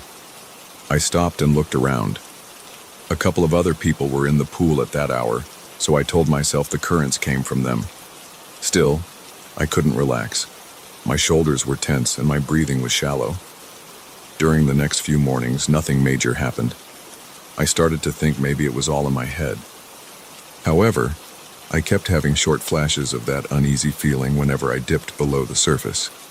Sometimes I caught a slight shadow in the corner of my vision. Other times I thought I heard a faint scraping noise against the pool tiles. Once I felt a small tug on my leg, but when I spun around, it was just the lane divider floating near me. My heart still raced every time. My sleep wasn't great. I woke up most nights drenched in sweat. I would dream about the locker room corridor. In the dream, the lights were flickering and I heard water splashing somewhere behind me. My chest felt tight, and my jaw was clenched. Each time I woke up, my sheets were tangled around my legs. I refused to quit the club because I needed the exercise, and I didn't want to give in to fear. But I couldn't shake the feeling that something was wrong with that pool. The staff admitted they had no explanation for the noises, the murky water, or the weird chills. They only repeated the same old stories about hearing breaths and seeing ripples at night. One morning I was the first to arrive. The moment I stepped through the hallway, I noticed the locker room door was slightly open. I walked in, and the lights were still off. I flipped the switch. The ceiling lights buzzed, and a few of them flickered before staying on.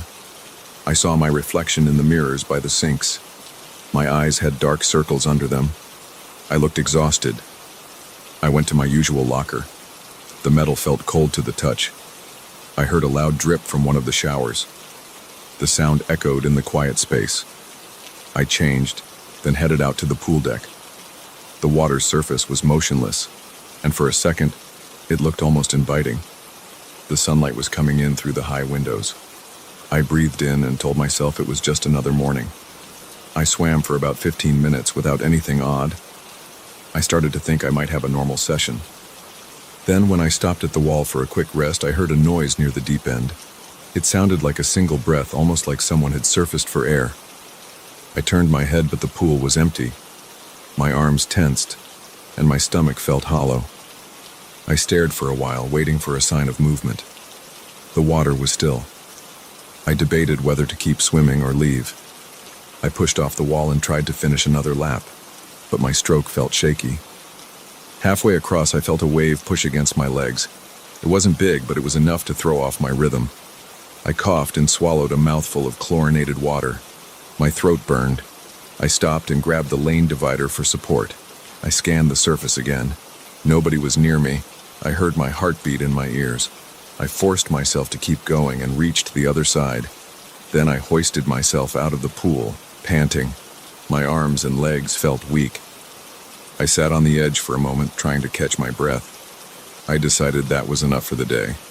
I toweled off, got dressed, and walked out. The staff at the front desk asked if I was feeling okay. I gave a short nod and left without explaining.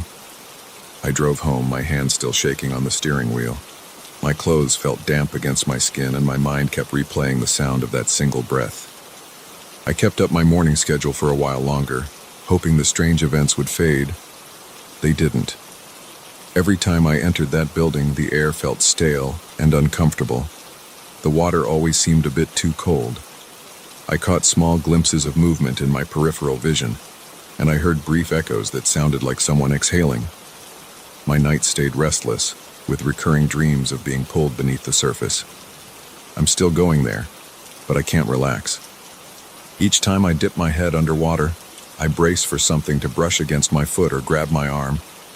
I can't ignore the tightness in my chest or the shiver that runs through my body when I see those tiny ripples forming without a clear cause. The staff members keep telling the same stories. They shrug it off as old pipes or drafty vents.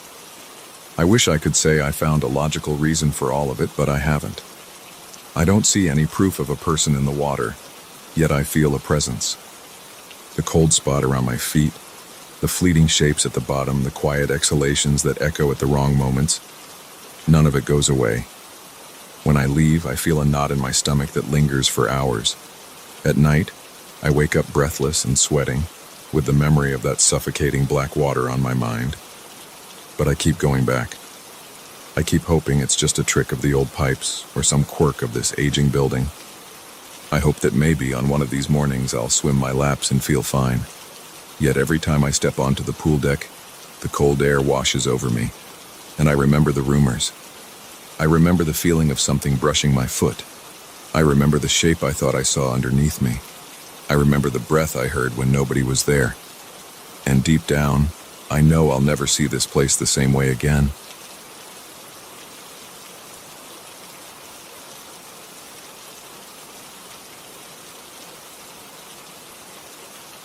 I saw the diary on a Wednesday morning. It was on the small wooden table in the far corner of the library. That spot was mine for weeks. I liked the silence there because nobody ever bothered me.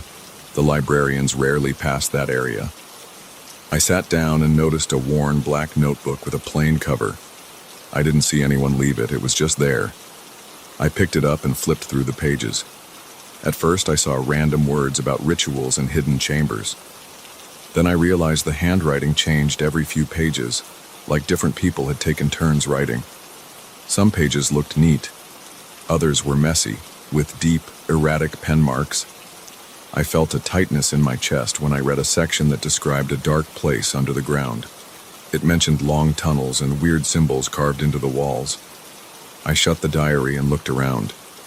The library was quiet. A few people sat at desks nearby, but nobody seemed to be watching me. I had this strange feeling in my stomach, like I shouldn't keep reading, but I was curious. I flipped to another page and saw another style of handwriting, full of scribbles in the margins. It talked about a ritual that required certain steps and repeated chanting. I couldn't make sense of it. I closed the diary. My palms felt sweaty. I took a deep breath. I walked over to the main desk and handed it to the librarian. She glanced at the cover, shrugged, and said she'd put it in the lost and found. She didn't ask any questions. I nodded, then walked out of the library. My head felt cramped. I tried to push the diary out of my mind. That night I had trouble sleeping. I kept picturing those tunnels the diary described. I saw myself walking with a torch, heading down some narrow passage. I didn't see anyone with me. I just heard my footsteps echo in the dark. The walls were damp and cold. I saw strange markings like letters from an unknown alphabet. I woke up around 3 a.m. covered in sweat. My heart pounded and I felt like I'd run a marathon. I got up and checked the time on my phone. My legs were shaky. I drank some water, tried to calm down, and forced myself back to bed. The next morning, I returned to the library at my usual time. The table in the corner was empty again. I sat down, set out my notebooks, and tried to study. A few pages into my reading, I noticed something black sitting behind a pile of old magazines at the edge of the table. I reached over and pulled it out. It was the same diary. I recognized the worn edges and the scuffed cover. My stomach dropped. I looked around, confused. I had given it to the librarian the day before. Maybe they placed it here by mistake. But why would they put a lost item right where I usually sat? I decided to bring it back to the front desk again. The same librarian was there. I explained that I'd found the diary again at my seat. She stared at me with a blank expression and took it without a word. I returned to my table and tried to focus on my notes. My mind kept wandering. I felt like someone was messing with me. When I got home that evening, I found weird scribbles on the last page of my notebook. They looked like the symbols I saw in the dream. They weren't neat or orderly. They were jagged, almost like I'd pressed the pen too hard. I didn't remember writing them. My hand felt sore, like I'd been gripping a pen for too long. I sat there, confused and unsettled. That night, my dreams got worse. I saw the same underground passage, but this time I heard dripping water. The torch flickered and I saw shapes in the distance. I couldn't tell if they were people or just shadows. My chest felt tight, and I could barely breathe. I ran my fingers along the walls, feeling the cold stone and the strange engravings. My back tensed up and my shoulders ached. I turned a corner and saw a large iron door with symbols carved into it. My head started to pound. I tried to stop looking at it, but my eyes wouldn't move away. Then I woke up gasping for air. I felt like I'd been holding my breath in my sleep. In the morning, I noticed more of those odd marks, now on the edges of my study notes. I couldn't figure out how they got there. I felt a dull pain in my hand again, like I'd been writing all night. My nerves were raw. I needed answers, but I also felt uneasy about going back to the library. Still, it was my usual routine. It was where I got most of my work done. Around noon, I walked into the library and went straight to my corner table. At first, I didn't see the diary. I relaxed a bit. I spread out my notes, took my pen, and tried to focus on the tasks I had for the day. After about an hour, I stood up to stretch. When I turned around, I saw the diary on the chair next to mine. I almost dropped my pen. I felt a surge of panic. My skin tingled and my stomach clenched. I grabbed the diary. This time I opened it again. The pages were familiar, but now there were new scribbles in the margins. I saw partial sentences in the same style as the marks I found in my notebook at home. I felt my heartbeat speed up. I couldn't find a single explanation for how this thing kept showing up. I walked back to the main desk. My voice shook as I tried to keep calm. I told the librarian that the diary appeared near me again. She gave me a confused look and said she didn't recall seeing it earlier. I asked if I could look at the lost and found log or something to confirm it had been turned in. She said they didn't keep a detailed log for small items like that. I felt stupid. I thanked her and left the diary with her once more. I spent the rest of the day trying to focus on other things, but every time I blinked I pictured that tunnel, the iron door, and those symbols. My hands felt clammy all day. When I got home, I immediately checked my notebooks. I saw more fresh scribbles along the sides of my notes. My entire body tensed. I didn't remember writing those. I slammed the notebook shut and tried to distract myself with a TV show, but I couldn't concentrate. That night, the dreams came back. This time, I could smell the damp air in the tunnel. It smelled like wet stone and old moss. My footsteps echoed. The torch crackled. My throat felt tight. I walked deeper and deeper. At one point, I realized I was tracing the symbols on the wall with my fingertips. My hand tingled. My breathing grew heavy, like the air was thicker down there. When I finally woke up, I was covered in sweat. My pillow was damp. My heart pounded. I had trouble catching my breath. I lay there for a few minutes, staring at the ceiling, trying to make sense of all this. The next day, I went to the library again. I considered skipping it, but I felt drawn there, like I had no other choice. My legs felt heavy as I walked through the doors. I didn't look at the librarian. I moved straight to my corner. The diary was on the table. I grabbed it immediately. I flipped through the pages until I reached a part I hadn't read before. It described a large chamber under the earth, full of carved pillars and more symbols. It mentioned a group of people dressed in dark robes, standing in a circle. There was a reference to chanting. The lines were shaky, like the writer's hand was trembling. I didn't want to read more, but I felt compelled to. The next page had large symbols drawn in black ink. The edges of the page were frayed. Something about this felt wrong. I shut the diary, breathing fast. My skin felt hot. I tried to steady my heartbeat. I heard my own breathing echo in my ears. For a moment, I felt like I was back in that tunnel. My hands shook. I put the diary in my backpack. I didn't want to leave it there anymore. I wanted to get rid of it for good. Maybe if I threw it in a trash can somewhere far away, it would stop appearing near me. I walked out of the library. My steps hurried. On the way home, I kept checking over my shoulder. I had this sense that someone was following me, but every time I turned around, nobody was there. My palms were sweaty. I felt this knot in my stomach that wouldn't go away. I noticed people on the sidewalk giving me odd looks. I realized I was breathing heavily, almost panting. I tried to slow my breathing, but my chest was tight.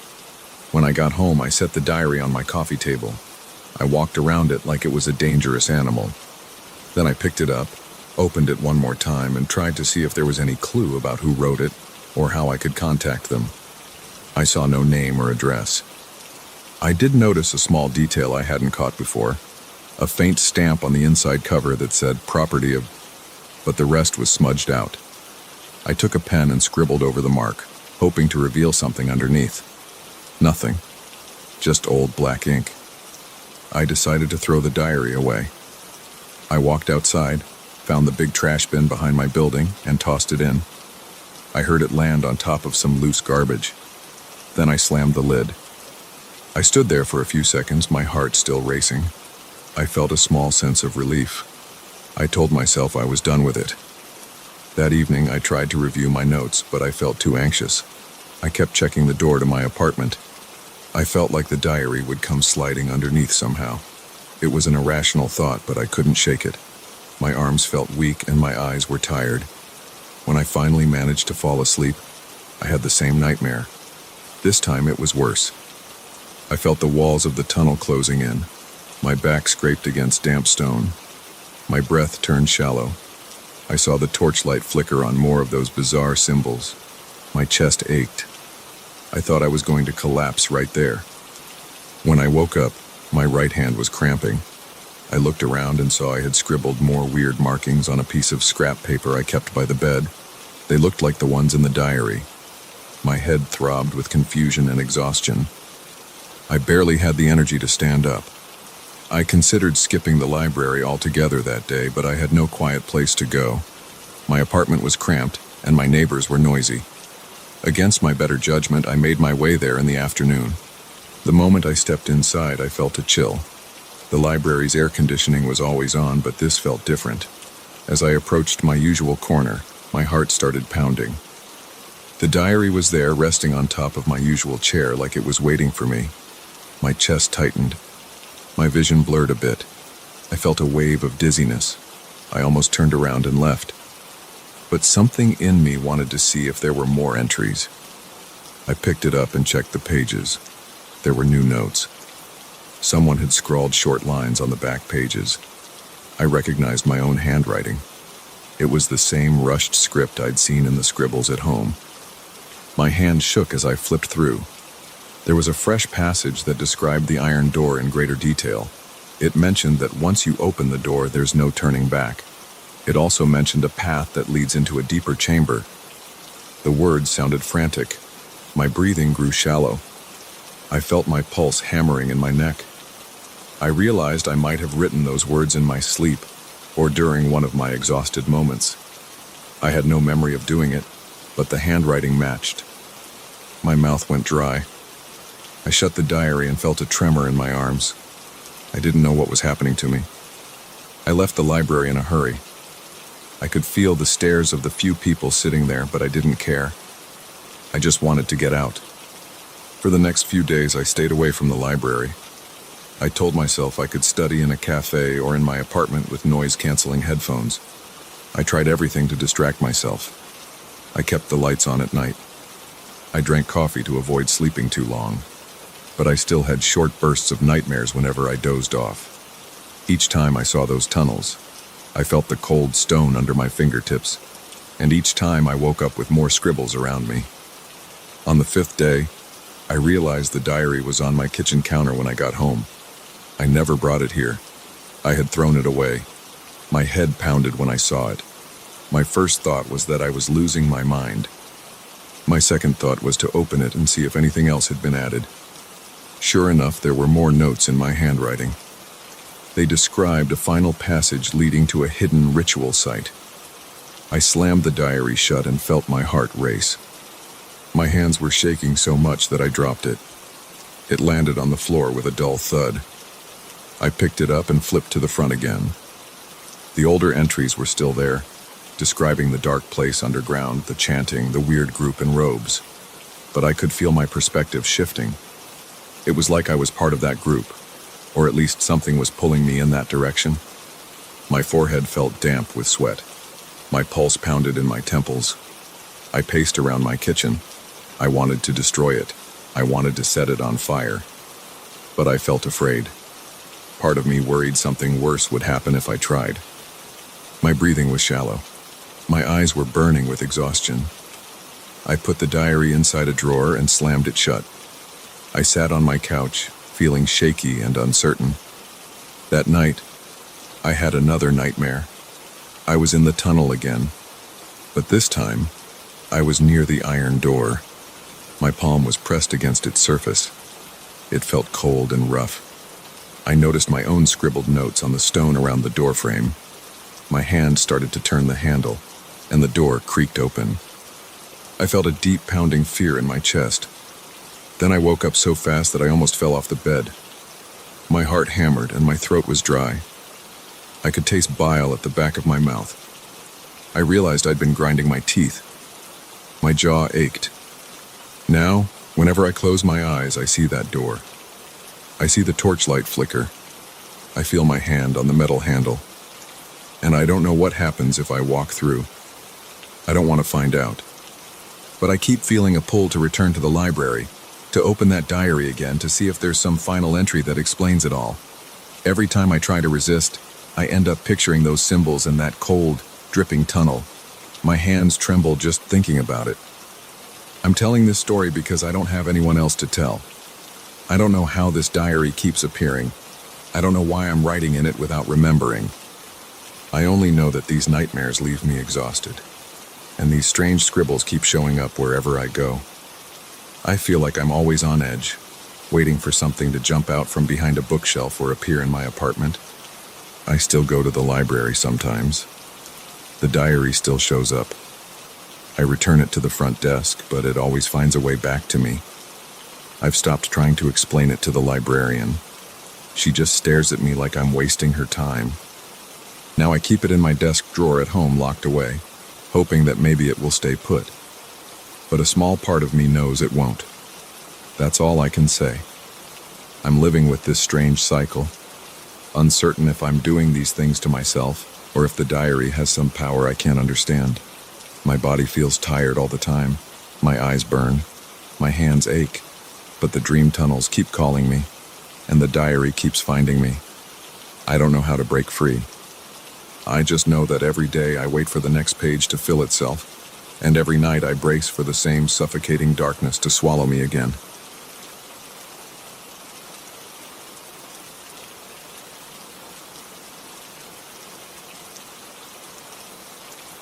I got home last Friday with an old piece of sheet music under my arm. My friend, a fellow musician, had handed it to me earlier that afternoon. He didn't say much about it. He just shrugged and said he found it in a pile of stuff he bought at a flea market. He said it looked like something I might enjoy. I thought it was just another random score. I had no idea it would make my living room feel colder than it ever had before. I'm an amateur pianist, so I'm used to leafing through old manuscripts and trying out new tunes. I like the musty smell of old paper. I don't mind the faded ink or the occasional notes scribbled in the margins by past owners. But that day, when I took the sheet out of the folder, I noticed something strange. The pages looked worn and brown at the edges, but the ink was still dark and crisp. There was no title, no composer's name. The measures seemed normal at first. Quarter notes, half notes, rests. But near the end of the first page, I saw some symbols I didn't recognize. They didn't look like any standard dynamic marks or accents. They looked like odd scratches in the staff. I placed the sheet music on my piano stand that evening. I turned on a small lamp by the piano. The yellow light flickered a bit, which I thought was just the bulb needing replacement. Then I started playing. The first measures were calm. The chords fit together well, and the melody was soft. As I moved to the second page, I heard a faint buzzing in my left ear. I paused and rubbed my ear. Then I kept playing. I noticed the chords started to clash. They didn't sound like experimental jazz or anything I'd heard in modern compositions. They sounded harsh and uncomfortable. I started feeling the hair on my arms rise, and I was only on the third page. I took a short break. I got up from the piano bench and drank a glass of water. I felt my pulse. It was fast, and my forehead felt damp. I kept looking at the sheet music on the stand. The symbols on the corners of the page seemed to shift under the lamp's light. I thought my eyes were playing tricks on me. I switched on the overhead light in the living room to make sure I could see properly. The symbols didn't move then, but I still felt uneasy. I sat back down and placed my hands on the keys again. My fingers felt rigid and I had a slight tremor. I tried to ignore it. I started playing from the fourth page. The notes sounded jarring. My foot on the pedal picked up strange overtones like echoes. The piano seemed to vibrate more than usual. I glanced around the room. The walls looked darker even with the overhead light on. I heard a slight draft from somewhere, but I had closed all the windows. The temperature felt different, like a sudden chill. I forced myself to keep going. My shoulders tensed and my breath felt shallow. I could hear my own heartbeat. The music got faster with more of those strange symbols. My hands felt like they were digging into the keys. The chords sounded broken, but I kept following the notation. Then, out of nowhere, I heard a low hum, almost like a distant horn. I stopped playing for a second to check if it came from outside. When I paused, the room went silent, except for the faint buzz in my ears. I decided to push through and finish the piece. I had this urge to see where it led. As I reached the last measures on the final page, I felt the air in the room turn icy. My breath came out in short gasps. My eyes teared up from the cold. My left hand cramped and I nearly messed up a chord. I kept going. There was a sensation on my neck, like someone was standing right behind me. I wanted to turn around, but my hand stayed on the keys. The piano's volume seemed to swell as if invisible strings and brass were accompanying me. I could swear I heard more instruments, but there was no one else there. Then the music ended with a single, sustained note. I pressed the key and held the pedal, waiting for it to fade. The echo from the piano lingered. It didn't just fade away, it pulsed a bit in the room. I felt my chest tighten. I let go of the key and just sat there. My arms were stiff, and my fingers were cold. The overhead light flickered once, then stayed on. I stood up slowly. My back hurt. My head felt heavy. I looked at the sheet music. It was lying there on the stand, but now it seemed thicker. I noticed more pages at the back that I hadn't seen before. I flipped through them. They were blank at first glance, but then I saw fresh notes forming on the paper, like ink bleeding in from beneath. I watched, mouth dry, as new measures took shape. I couldn't believe it. The new pages looked old as well, with the same dark ink and the same strange symbols. I stepped back and bumped into the piano bench, nearly falling. My heart pounded. I closed the piano lid and gathered the pages in a stack. I slid them into a drawer, hoping that would stop whatever was happening. I forced myself to turn off all the lights and go to bed. I felt my muscles ache, and I just wanted to sleep. That night, I woke up a few times. At around 2 a.m., I heard something. It was faint, but I recognized the pitch. It was the piano. I sat up in bed, listening. The notes were the same dissonant chords from the final pages of that strange piece. They repeated in a slow pattern, then paused, then repeated. I felt my pulse speed up. I rubbed my eyes and got out of bed. The hallway was dark, so I turned on the light. The switch clicked, but the light took a second to come on. When it did, it was dimmer than usual. I walked toward the living room. The piano keys were moving on their own. The lid was still closed, but the sound came from inside. My heart thumped. I lifted the lid, expecting something mechanical, but nothing was there. The keys pressed down by themselves, playing that unsettling chord progression. The sheet music was still in the drawer, so it wasn't out in front. I stood there, frozen. My arms felt heavy. I leaned over and slammed the lid shut. The sound stopped abruptly. I opened the drawer and checked the sheet music. It was there, exactly where I had put it. I flipped to the end. More lines were filled in than before. I stared at them for a long time, but I couldn't make sense of them. They looked like normal notes, except for those odd symbols scattered around. I closed the drawer, went back to bed, and lay awake until morning. My mind replayed the chord progression. My body felt sore, and I struggled to get comfortable. I considered calling my friend and asking if he knew anything about this, but I didn't want to sound crazy. I also didn't want to bring more attention to the score. Part of me wanted to burn it, but I was afraid of what might happen if I did. In the morning, I tried to focus on regular life. I ate breakfast, tried to read some emails, and thought about going out for a walk. But the living room felt tense. I kept glancing at the piano. I noticed a draft that seemed to come from behind it, but there was no vent there. The air near the piano felt colder than the rest of the apartment. I approached it and touched the keys. They felt like ice. I pressed one lightly, and it produced a soft tone that lingered in my ears longer than it should have. I looked at the drawer. I could hear a faint rustling sound, like paper shifting. It sent a tremor through my chest. I decided to play a few notes on a different piece just to see if everything was okay. I grabbed a well-known Chopin waltz, but my hands shook and the piano sounded out of tune. The notes wavered. The resonance was off. I stopped after a few measures. My skin tingled, and I felt the chill again.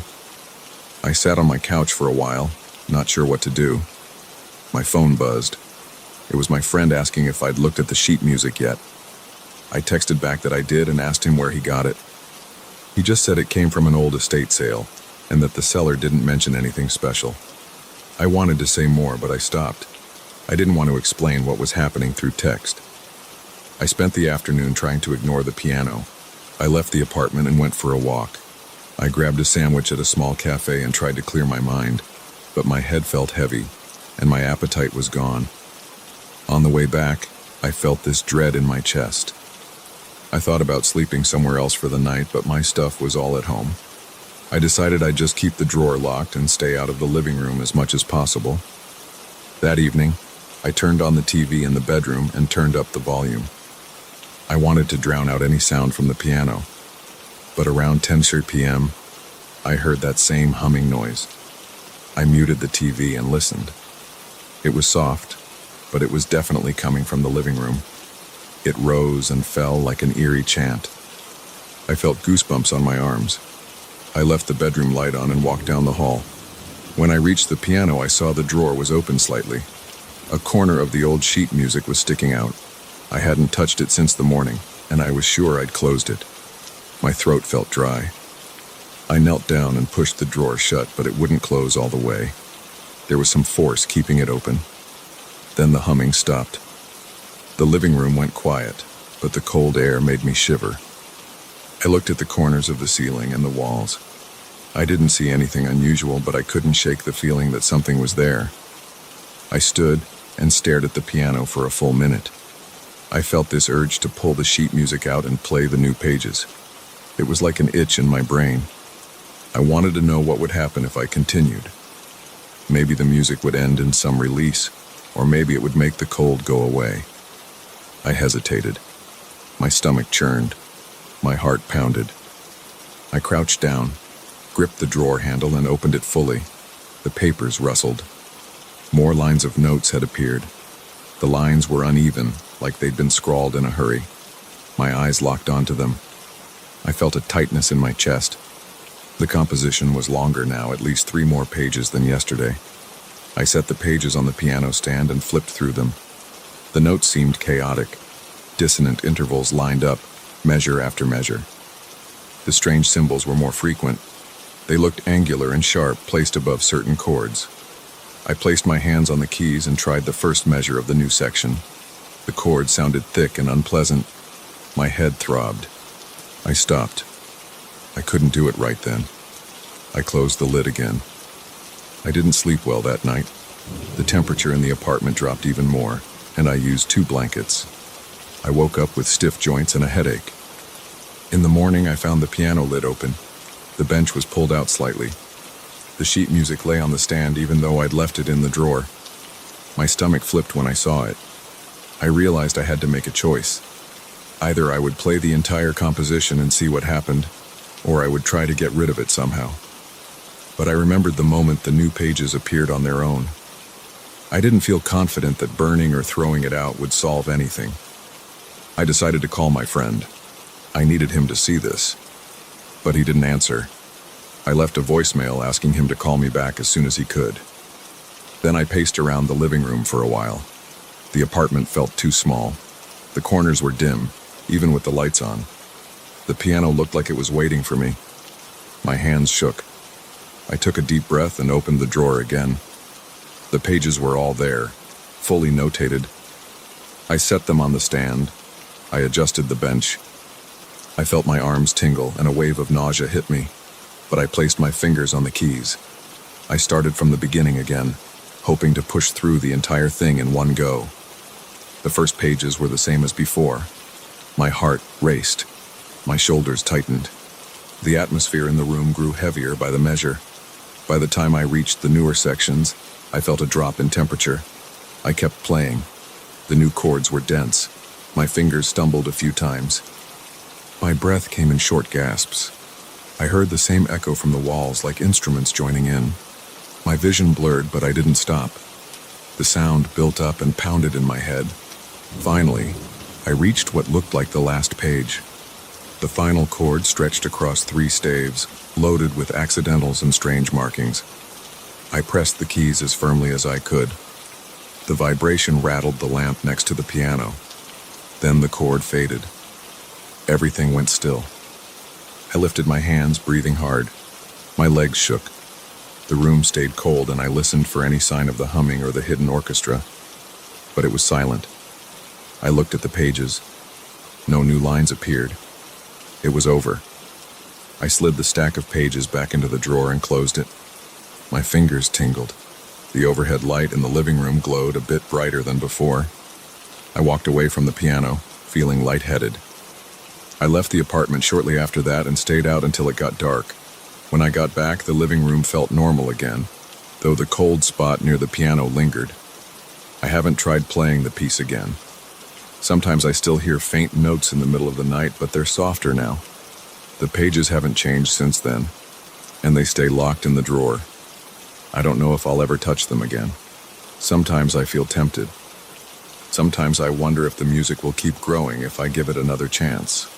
But I stay away, because each time I look at those pages, I remember how my hands felt numb and how the air turned ice cold around me. And that's all the reason I need to leave it alone.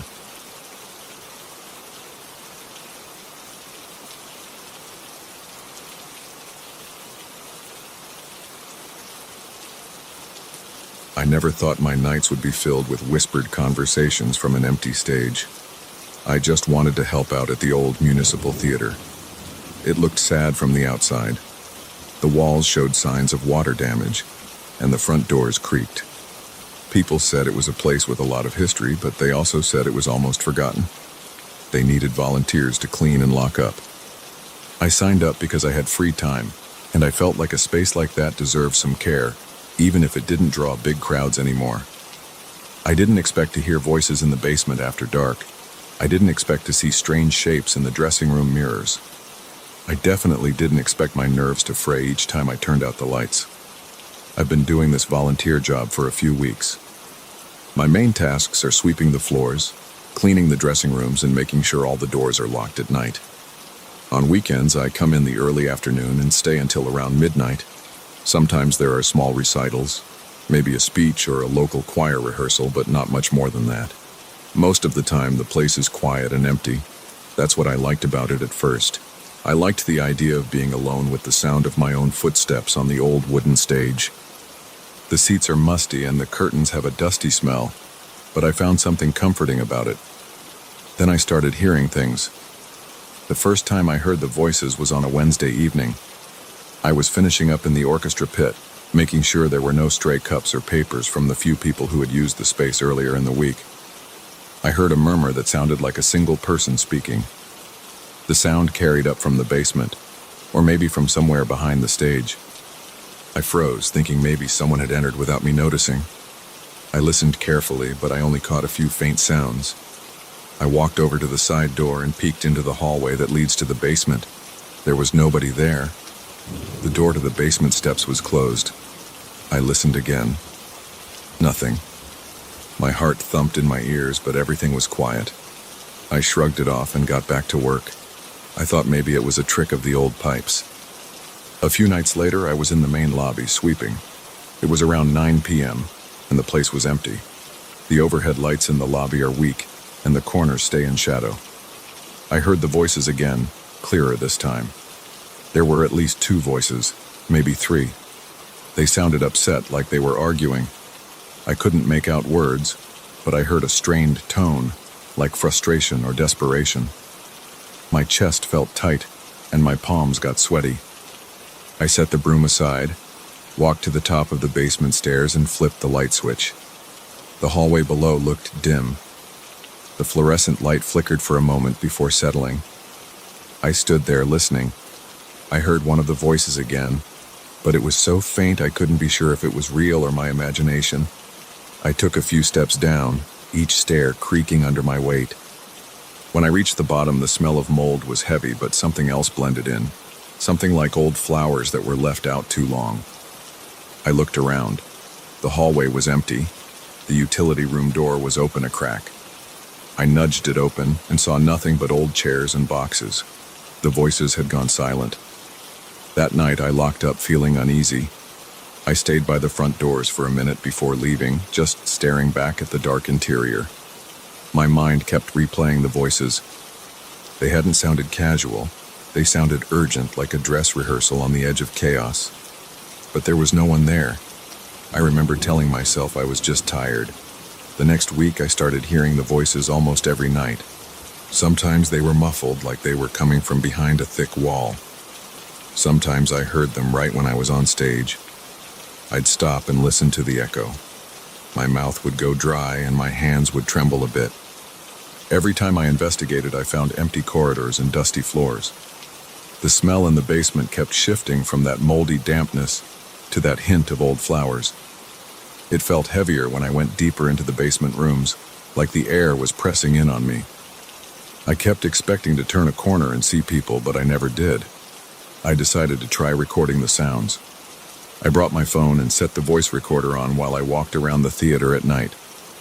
I'd hear the voices, but when I played the recording later, it was all static and faint rustling. I tried standing at the top of the basement steps with my phone outstretched, hoping to capture even a word or a phrase. Nothing but garbled audio. I could almost make out a few whispered words, but they were too distorted. It made me frustrated because part of me wanted proof I wasn't losing my mind. One night, I checked the stage area for any signs of intruders. I found nothing. After that, I went into the dressing rooms. There are about 6 of them backstage, each with a wall of mirrors surrounded by old yellow bulbs. Most of those bulbs don't work now. As I walked into the second dressing room, I felt a chill run down my arms. I paused, trying to see if there was a draft or a broken window. Nothing seemed out of place. I stood in front of the mirror, about to clean the surface with a rag. Then I saw something move in the reflection. I jerked my head around, but the room was empty. No one was behind me. I looked back at the mirror, and for a split second I saw a shape. It was a dark silhouette, like a person standing where the costume rack is, but that area was empty. My stomach twisted and my heart started pounding. My hands went cold. Then it was gone. I dropped the rag and went out into the hallway. My breathing was quick and my thoughts were jumbled. I tried to steady myself by checking the other rooms. I kept seeing odd flickers in the mirrors, quick movements that vanished when I turned my head. I wanted to finish my tasks, but I couldn't stop thinking about the voices in the basement and the shapes in the mirrors. I forced myself to keep cleaning. My throat felt dry and my jaw stayed clenched. Each time I saw a flicker, I almost jumped. I tried to tell myself it was the lighting or my eyes playing tricks on me, but I couldn't shake the feeling of being watched. Over the next few days, I noticed an odd pattern. Every time I heard the voices, I also smelled that mix of mold and dried flowers. It was a faint, stale scent, but it always showed up right before the voices started. Then, I'd see a quick movement in the corner of my eye or a reflection in one of the mirrors. The silhouettes in the mirrors never matched my own reflection or anything else in the room. They moved like people on stage, gesturing or turning. I'd see a hand raised or a head tilt, like someone was rehearsing lines or reacting to someone else's dialogue. It made me feel tense all the time. My stomach felt tight, and I couldn't relax even when I was just sweeping or changing light bulbs. After 2 weeks of this, I decided I couldn't just ignore it. I thought about telling the building manager, but we hardly ever see him, and I wasn't sure what I'd say. I keep hearing voices in the basement and I see shadows in the mirrors, but there's no one there. That sounds ridiculous. Instead, I tried to gather more evidence. I went out and bought a small digital voice recorder, something more sensitive than my phone's mic. I hid it in different spots near the basement steps, in the dressing rooms, even on the stage. The recording still came out distorted. Sometimes I could hear faint murmurs or a quick hiss, but it was never clear. During one of these late-night searches, I stood on the stage, staring out at the empty seats. My flashlight beam passed over row after row of worn chairs. The balcony was pitch dark. The curtains on either side of the stage were half open, and they moved slightly as if a breeze passed through. But there was no breeze. My arms got goosebumps, and I felt a prickly sensation on the back of my neck. Then I heard a voice right behind me. It was soft, but it had an urgent tone. I whipped around with my flashlight, shining it everywhere. Nothing. My heart was racing so fast that I felt a little lightheaded. I forced myself to breathe slowly, but every time I inhaled, I smelled that stale flower scent. I climbed down from the stage and hurried backstage, not bothering to finish my cleaning. That same night, I had trouble sleeping. I kept seeing the shape in the mirror whenever I closed my eyes. I felt like my apartment was too quiet, too different from the theater. I wished I had something normal to focus on, something that could wipe the memory of that whispered voice from my head. The next day, I told myself I had to be more systematic about it. I took a small notebook to the theater, planning to write down every time I heard the voices or saw something odd. I spent most of the afternoon vacuuming the lobby carpet. Around 5 p.m., a small group came in to rehearse a choral arrangement, so there were real voices in the building for a few hours. That made me feel better. But by 8 p.m., they left, and I was alone again. I sat in the main auditorium, on the edge of the stage, writing in my notebook. I noted the time, the date, and how the building felt. At first, it was just quiet. I heard normal creaks from the old structure. I walked backstage around 8:30 and checked the dressing rooms. The mirrors were empty. No weird shapes. The smell was just dust and old paint. I felt a bit relieved, like maybe it was over. Then around 9:15, I was locking the back doors leading to the alley. I heard the voices again, this time coming from the corridor near the basement. They sounded strained, like actors in the middle of a tense scene. My ears picked up more than one person, 2 or 3, maybe more. My heart pounded, and my hand shook a bit on the door handle. I wrote down the time in my notebook. Then I went to the basement door. I stood there, gripping my flashlight, trying to decide if I should go down again. My throat felt tight. The hair on my arms stood up. I opened the door and flipped the switch. The light flickered. The voices grew quieter, but still audible. They were definitely down there. I forced myself to walk down the stairs. Each step creaked. My breaths were shallow, and I could feel sweat beading on my forehead. The smell hit me halfway down, mold and that stale flower scent. I swallowed hard. The hallway was still and dimly lit by the single fluorescent tube. I moved slowly, checking the storage rooms. Nothing. I followed the corridor to the far end, where an old locked door leads to a crawl space. The voices seemed closer there, like they were right behind the door. I leaned in and pressed my ear to the wood. The voices were clear enough to make me think real people were on the other side. I grabbed my keyring, though I knew I didn't have a key for that door. It's always been off limits. The building manager told me not to worry about it. I jiggled the handle. Locked. I considered knocking, but my hand trembled at the thought. My heart pounded. The voices were so close, but I still couldn't make out exact words. They sounded agitated. My palms felt clammy, and I realized I was gripping my flashlight so tightly that my knuckles were sore. I stepped back, trying to catch my breath. Then the hallway went silent. No fading out. No gradual quieting. Just silent, like someone flipped a switch. The stale flower smell was overwhelming, so I moved away, trying not to breathe it in too deeply. My pulse was racing, my mouth tasted like metal. I felt dizzy. I hurried back up the stairs, my footsteps echoing in the empty corridor. I made it to the lobby and tried to calm down. My heart was hammering and my legs felt weak. I dropped into a chair, resting my head in my hands. After a minute, I stood up and decided to check the dressing rooms again. I wanted to see if those reflections had changed. Each dressing room was silent.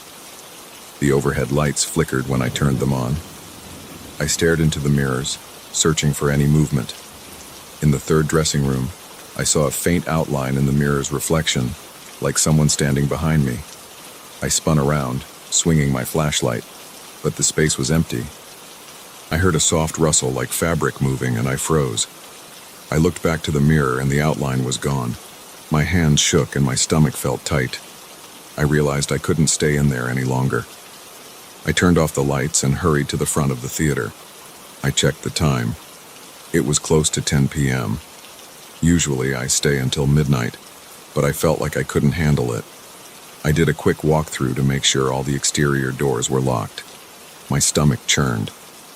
My neck felt stiff, and every little sound made me flinch. I felt an urge to run. I left early, locking up behind me. Over the next few nights, the same thing happened. The voices showed up, and I'd catch glimpses of shapes in the mirrors. The smell of mold and old flowers hovered around me whenever the voices started. My hands would get clammy and my heart would race. Each time my recordings failed. I only got static or faint whispers. I tried telling myself it was some old vent system carrying voices from outside or some leftover radio frequency. But the consistent timing and the sudden silence whenever I got too close didn't make sense. The shapes in the mirrors also made me question that logic. They moved like real people, performing some drama that I couldn't hear clearly. I started dreading my shifts. My nerves were on edge, my shoulders ached from being tense. I could barely sleep when I got home because I kept replaying those moments in my head, yet I kept going back. Part of me wanted to understand what was happening. Part of me felt responsible for the theater, like I couldn't abandon it. Every time I turned the key in the front door, I felt a knot in my stomach. Tonight I'm sitting here in the office, taking a break before I do my final rounds. The building is quiet. I hear the hum of the old HVAC system. I feel a bit nauseous, and there's a dull ache in my temples. I can still smell a faint trace of that stale flower scent. My phone battery is full, and my recorder is ready. I'm going to try one more time to capture the voices. I'm afraid of going down those steps, but I have to know if the locked door at the end of the hallway will stay closed. I have to know if I can figure out who or what is behind those voices. My stomach clenches, and my hands feel slick with sweat. I'm nervous, but I'm also determined. I'm not expecting answers exactly. I just want something on tape, something that proves I'm not imagining this. After I finish this last round tonight, I'll lock up and take a few days off. I need to clear my head. Maybe I'll talk to someone else about it, or maybe I'll decide it's better to quit. I don't like feeling this tightness in my chest every time the lights flicker. But first, I have to see if I can catch them on audio. I'm not sure what I'll do if I succeed. If the recording finally works, then I'll have proof of something. But even that thought scares me. I guess I'll find out. For now, I just want to get through this shift. I'm heading down there in a few minutes. I can feel my pulse pounding. The air in here is heavy, my mouth is dry. I'm just going to swallow my nerves, grab the flashlight, and walk toward the basement door. If I hear the voices again, I'll press record. That's all I can do. One step at a time.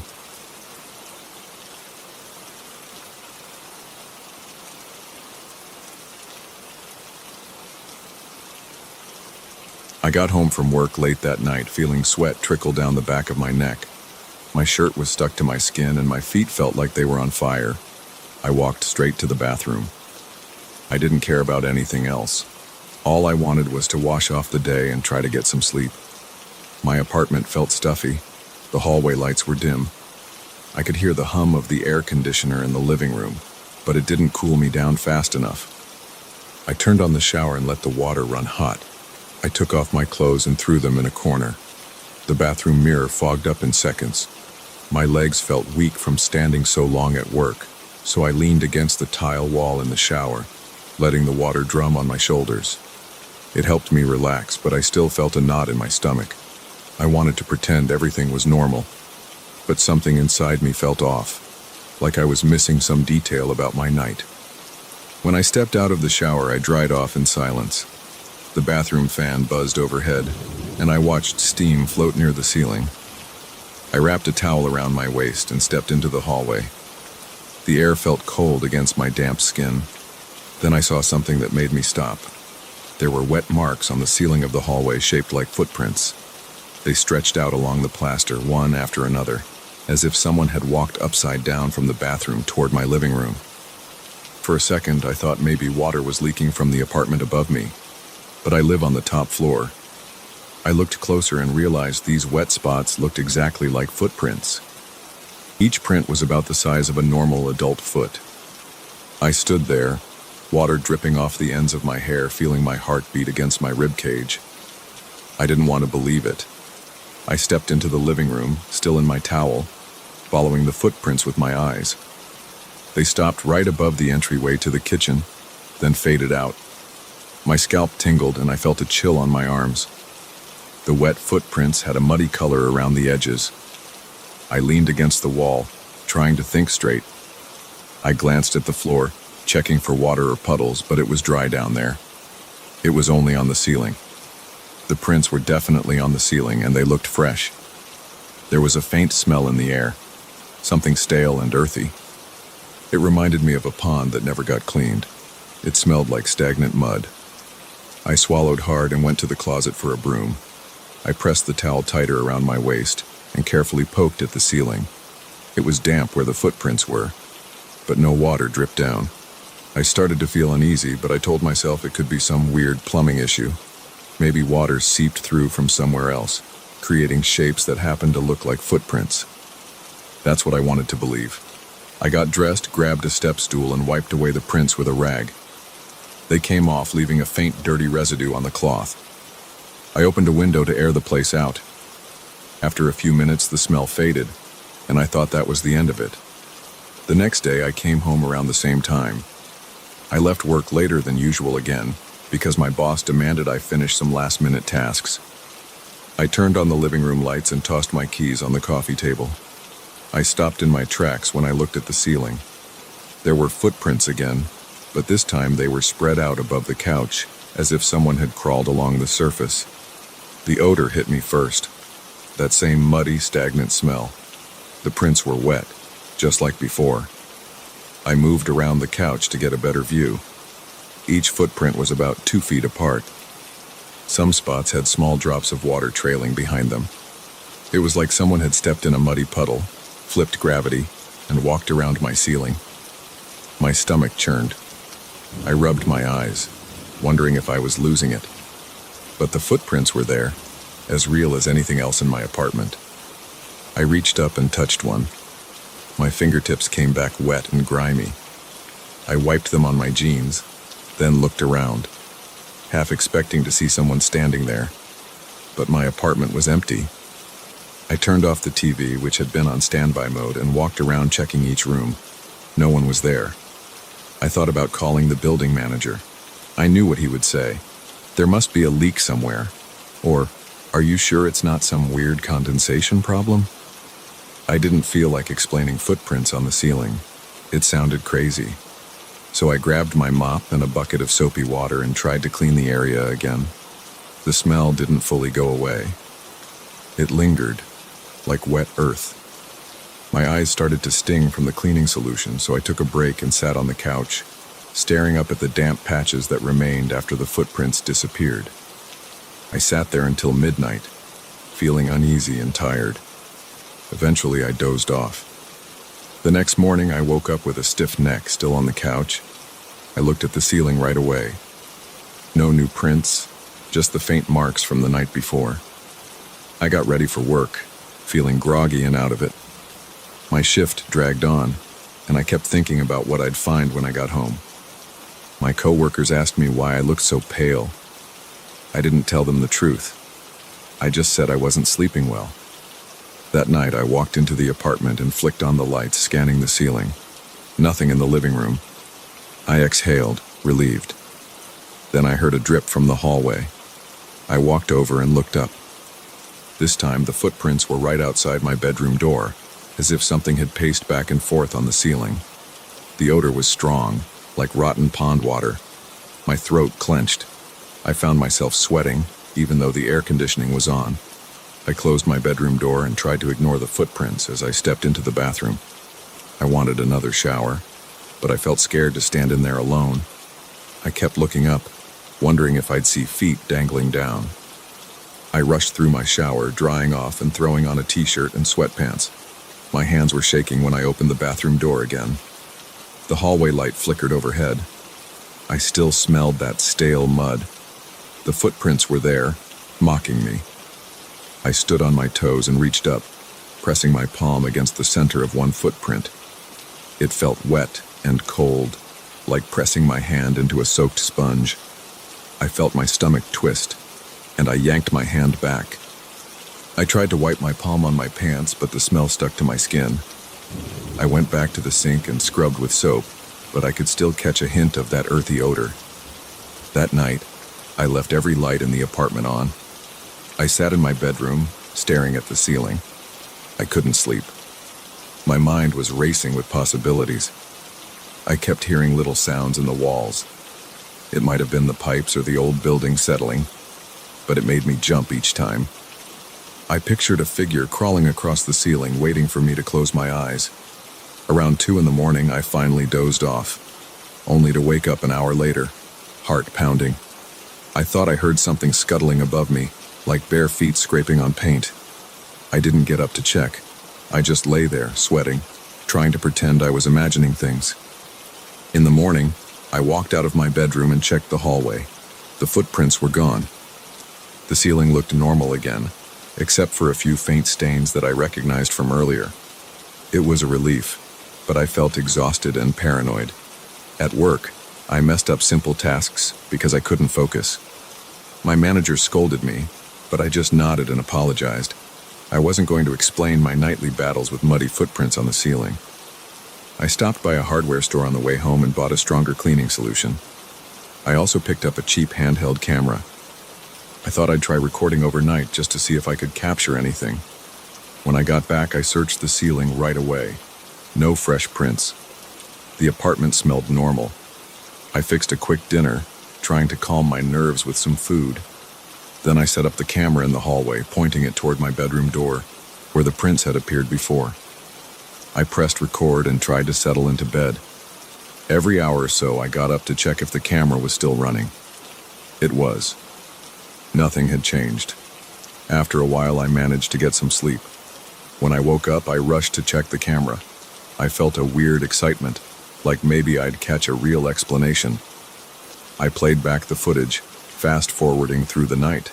It was mostly just still frames of my dark hallway. The light in the bathroom was on, casting a faint glow. Then, around 3 in the morning, I saw a flicker in the top corner of the screen. It looked like a quick movement, almost a shadow along the ceiling. The camera shook a bit, maybe from me walking around or from the building's vibrations. And then the image was still again. I replayed it several times, but it was too dark to make out any shape, just a blur in the corner of the frame. I checked the ceiling in the hallway. Sure enough, there were new footprints. They were faint, but they were there, running lengthwise along the corridor. I stood under them, feeling my pulse speed up. The smell of stale mud hit me again, weaker than before, but still noticeable. I tried to clean them with the stronger solution. The stains faded, but the wetness lingered. My mind raced as I wiped over each footprint, my arms shaking from the effort. I kept glancing behind me, half expecting to see something crawling out of the shadows. Over the next few days, the footprints kept appearing in different areas. Sometimes they were by the living room window, sometimes near the kitchen. They never appeared on the floor, only on the ceiling. The smell got worse with each new set of prints. Each morning I had to clean them before going to work. Some days I found myself gagging from that muddy odor. I tried to open the windows, but the smell clung to the walls and the furniture. I started sleeping with the lights on in every room. I even left the TV turned on for background noise, hoping it would drown out any strange sounds. I noticed my sleep pattern was all over the place. I felt like I was losing my grip on normal life. Each night, I waited, listening for movements above me. Sometimes I heard a soft tapping on the ceiling like fingernails or toes. Other times I heard nothing at all, which almost felt worse because the silence made my imagination run wild. One night I sat upright in bed, convinced I heard water dripping onto the carpet. I jumped up and turned on every light, searching for wet spots on the floor. I found none.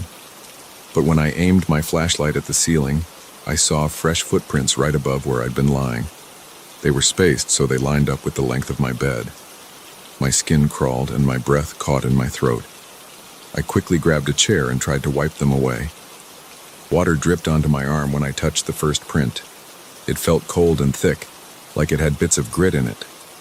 I clenched my jaw and kept wiping, determined not to let these things linger above me. When I finished, I spent the rest of the night sitting on the edge of my bed, staring at the ceiling, waiting for more. I felt tension in my chest, like I was bracing for a fight. But nothing else happened. Eventually, I laid down, my mind too tired to stay awake.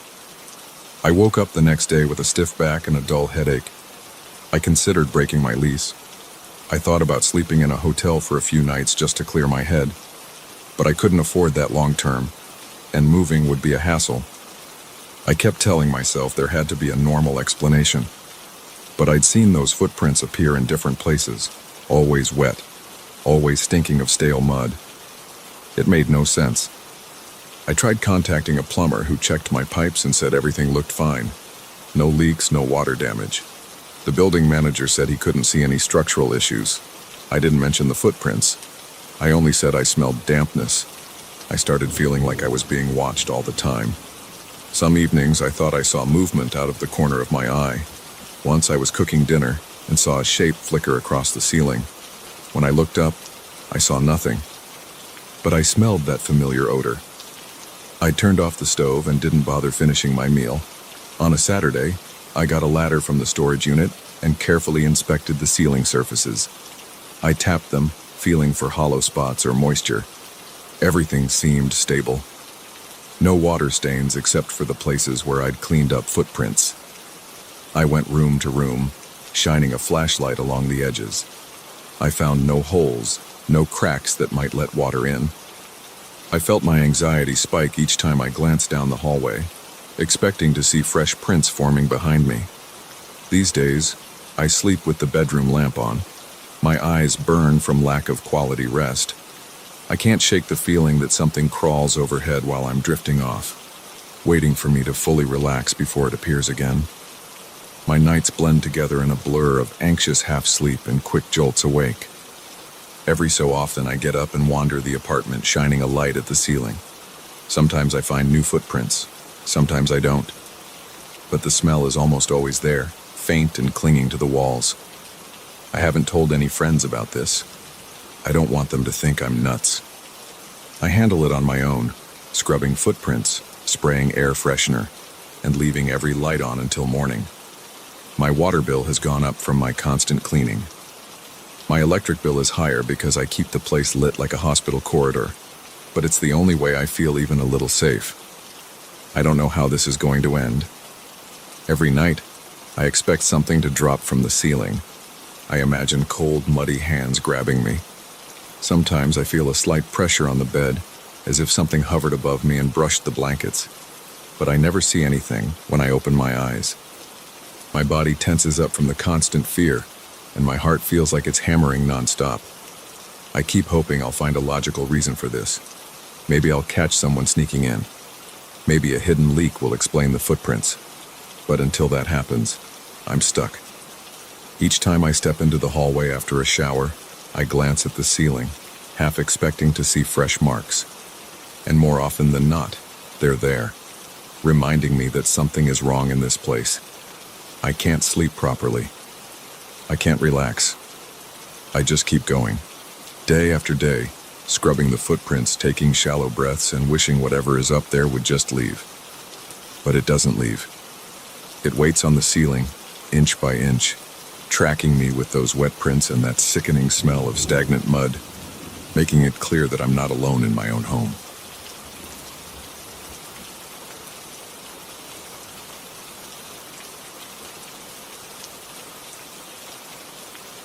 I still remember the day I saw that antique clock in a dusty corner of the store. It had a worn-out face, and the seller swore it worked like new. He seemed eager to let it go. At first, I just thought he was trying to make a sale. Now I wonder if he knew something I didn't. I should have walked away, but I couldn't resist that quiet ticking. It pulled me in like some broken promise I hoped to fix. After I brought the clock home, I hung it on the living room wall. I tested it before leaving the shop, and it seemed fine. The second hand moved normally. The minute and hour hands aligned themselves without issues. The chimes rang exactly on the hour. I was satisfied and excited to show it off. That first night, I didn't notice anything strange. I even found the steady tick comforting. I had dinner in the living room, glancing up now and then at the clock. It felt like a piece of history I had claimed for myself. I first noticed the odd backward movement on the second day. I was sitting on my couch checking emails on my phone. I heard a soft click from inside the clock, but I wasn't sure if it was normal. I looked up, and the minute hand twitched backward by a tiny amount. It wasn't obvious, and I actually doubted my own eyes. I thought maybe I was just tired or imagining things. Still, I got up and looked closer. The minute hand seemed fine at that moment. It started moving forward again like normal. I shrugged and told myself it was just some minor glitch. Then the hour struck, and the chime sounded a bit off. It had a low echo that trailed longer than usual, almost like it didn't want to stop. My skin prickled, but I went on with my day. That evening I had trouble sleeping. I heard the clock chime from the living room several times. It was spaced exactly an hour apart, so it wasn't random, but each chime sounded deeper than I remembered. I got up once to check the clock's face. The time looked right, so I went back to bed. My dreams were weird. Lots of repeated scenes of me entering the living room, seeing the clock reversed, then hearing my own voice echo. I woke up sweating. On the third day, I saw the minute hand pull a more obvious backward movement. I was reading on the couch, and the clock was in my peripheral vision. I heard a familiar click, looked up, and saw the minute hand jerk back by 1 full minute.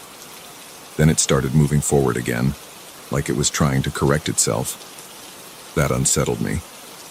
I got up, opened the glass cover, and tried adjusting the hands.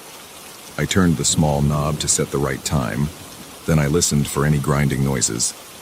The gears looked okay. But right as I was about to close the cover, I felt a strange pulse in my fingertips. It lasted maybe half a second, like a mild electric shock, but there was no current in that area. It made my heart race.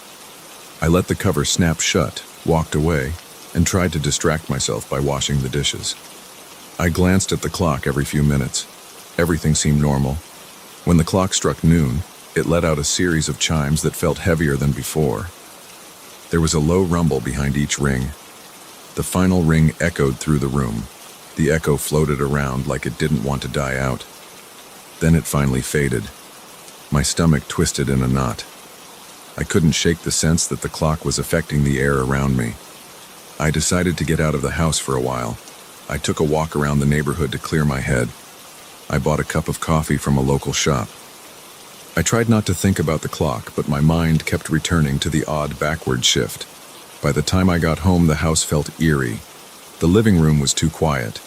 The clock's ticking sounded off, like it had a slower rhythm. I approached it, and it still showed the right time, but I saw the minute hand shudder. It actually stopped for 2 seconds, then jumped forward. My breath caught in my throat. I backed away and bumped into a table. My arms trembled a bit.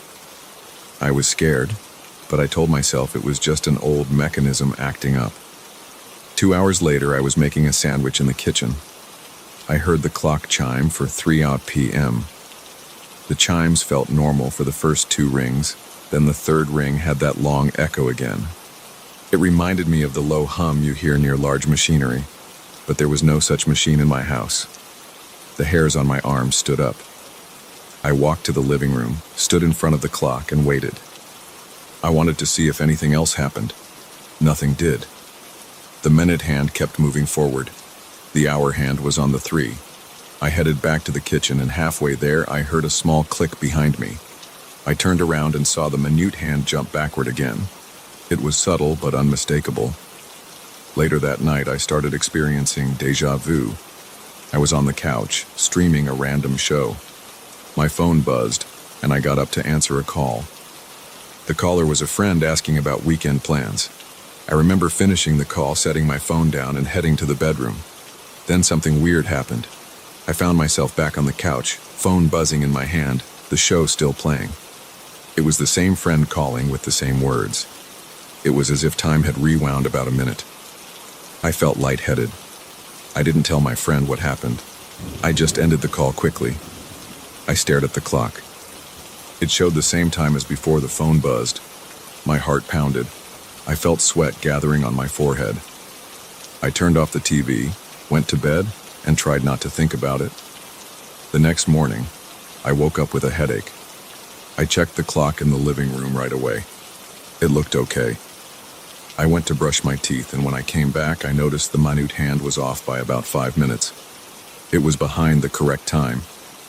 That meant it had moved backward during the few minutes I was out of the room. I touched the clock's frame. It felt colder than the rest of the room. My palms got clammy. I tried moving the hands forward again, but the clock resisted. The knob turned stiffly, like the gears were binding. I forced it a bit, and it clicked back into place. Then it ticked normally for a while. Around midday, I heard the clock chime for 12 hours. It sounded faster this time. The first ring was normal, but the next few came in quick succession, like someone had shaken the clock. Each ring had that deep echo. By the 10th ring, I felt a vibration on the floor. By the 12th ring, my ears felt like they had popped, the way they do on an airplane. Then everything went silent. I stood there, holding my breath.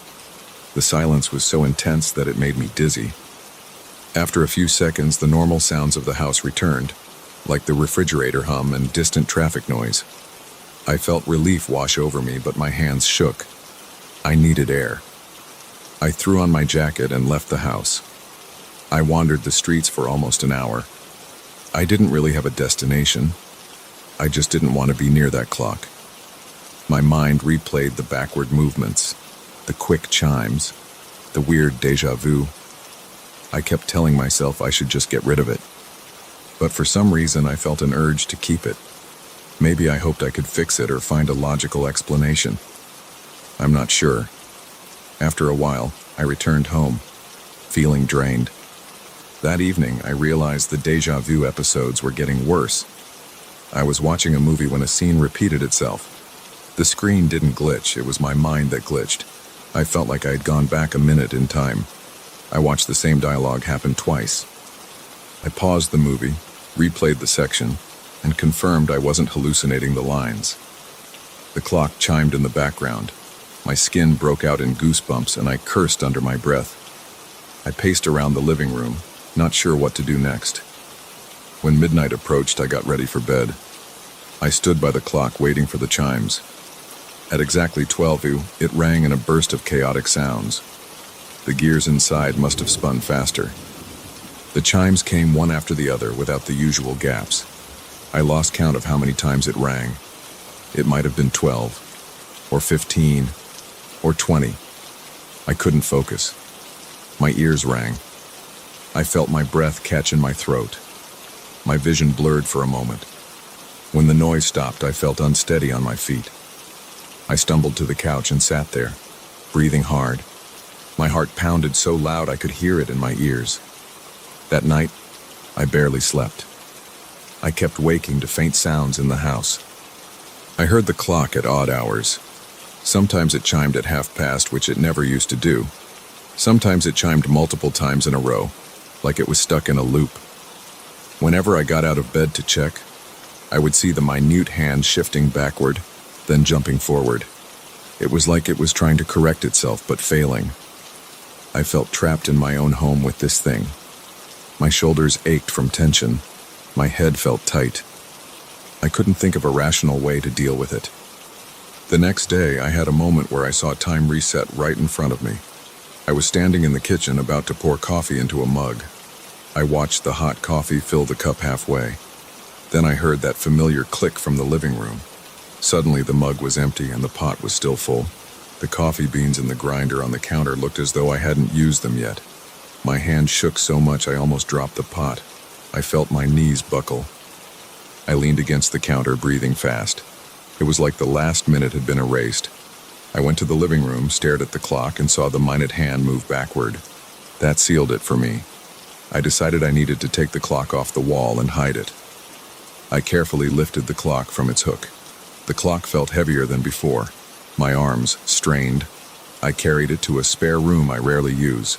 I set it on a small table, face up, so I couldn't see the hands. Then I closed the door. My plan was to leave it there until I figured out what to do. For the rest of the day, I tried to ignore the occasional chiming I heard from that room. It was distant, but still unnerving. Sometimes the chimes sounded soft and normal. Other times they came in rapid bursts. My stress level stayed high. My stomach felt tight. and I kept clenching my jaw. During the night, I woke up to the sound of multiple chimes going off in a row. It was around 2 a.m. I could see the time on my phone. The chiming wouldn't stop. I got out of bed, grabbed a flashlight, and walked to the spare room. I opened the door. The clock was there, resting on the table, but its hands were spinning faster than I'd ever seen. They were moving clockwise for a few seconds, then reversing direction suddenly. Every time the hands crossed the hour, it chimed. The echoes stacked on top of each other, creating a dull roar. My heart pounded. I reached for the knob to wind the clock down, but the moment I touched it, I felt a surge of static that jolted my hand. I yanked back and almost dropped the flashlight. The chimes continued, filling the space with relentless noise. I swallowed hard and went to grab a thick towel from the hall closet. I returned and wrapped the clock in the towel to muffle the sound. It helped a little. The chimes became more distant. I carried the wrapped clock into the garage. Each step felt like I was carrying a live wire. My ears buzzed and my vision felt shaky. In the garage, I placed the clock on a workbench. I kept it wrapped, hoping that would dull whatever was going on inside. I stepped back, took a few breaths, and waited to see if anything changed. The noise eventually died down. The minute hand still tried to spin, but it was trapped in that fabric. I stayed in the garage for a while, just watching. Eventually, the hands slowed. The chimes stopped. I could hear my own breathing echo in the space. My pulse hammered in my throat. I decided to leave the clock there for the night. I went back inside, locked the garage door, and tried to sleep. My chest felt tight. My thoughts were scattered, but at least the house was quieter. By morning, I woke up exhausted. I stood in the kitchen, sipping water, trying to decide what to do next. I didn't want to see the clock again. I didn't want to hear it. But I felt a pull, like I needed to check if it had calmed down. I walked into the garage. The towel was still in place. I moved it aside. The hands were stopped. The clock looked like it had no power. I touched its face. It felt cold. I thought maybe it had finally broken for good. I honestly felt relief. Then I noticed the hour hand shift backward. It was small, like a twitch. My spine stiffened. I wrapped it up again. I carried it to my car, popped the trunk and shoved it inside. I slammed the trunk shut. My heart raced. I realized I didn't know where to take it or how to get rid of it. Part of me thought about taking it back to the shop, but I didn't want to burden someone else. Another part of me wanted to throw it in a dumpster, but something in my gut told me that might not help. So I just sat in the driver's seat, gripping the wheel, listening to my breath, feeling sweat on my palms. Finally, I started the car and drove. I didn't have a plan. I just knew I wanted distance between me and that clock. As I drove away, I felt like each mile gave me a bit of my sanity back. I didn't know if the clock would keep messing with time, or if it would eventually stop. But I knew I had to leave it somewhere far from me. I don't know if this is the end of it. Maybe it'll stay quiet forever. But at least for now, I can live without hearing those backward ticks and feeling that dreadful echo follow me around. That's all I want. I just want a normal day, with normal minutes that don't repeat themselves or vanish. I want to know that when something happens, it will stay happen. That's why I kept driving, and that's why I'm never looking back.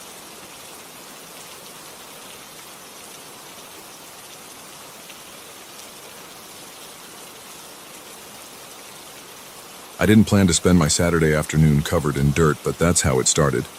I wanted a simple garden in my backyard. I had this old shed in the corner that looked like it was ready to collapse.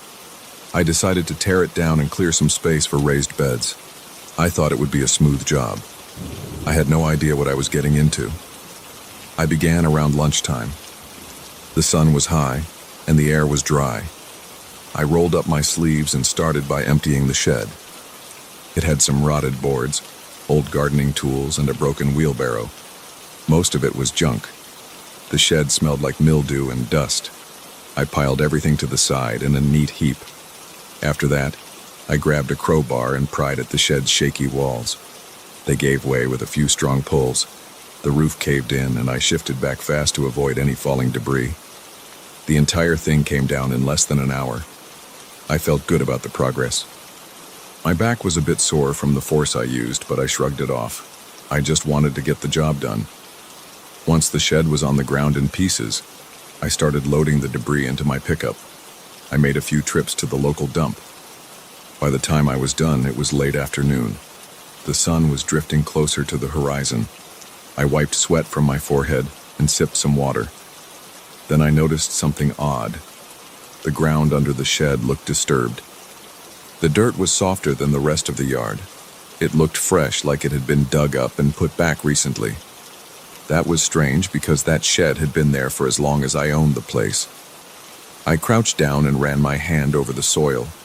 It was looser than the rest of the yard. I pushed my shovel into it. The blade sank in with almost no resistance. That got my attention. I wondered if maybe there was a plumbing issue or an animal burrow. I decided to dig and see what was going on. I figured I might as well take care of any problems now before planting my garden. The sun was still out, though it was getting lower. I told myself I had enough light. My shovel hit the dirt with a dull thud. I dug a small hole, maybe a foot across, to see what was underneath. The soil came up in clumps. It was slightly moist, which surprised me because we hadn't had rain in a while. There was an earthy smell, stronger than usual. I kept going. I dug a little deeper. Then I expanded the hole a bit. My arms started to ache, but I pressed on. I wanted to get a sense of why this patch was different. I checked my watch around that point. It was almost 5:30.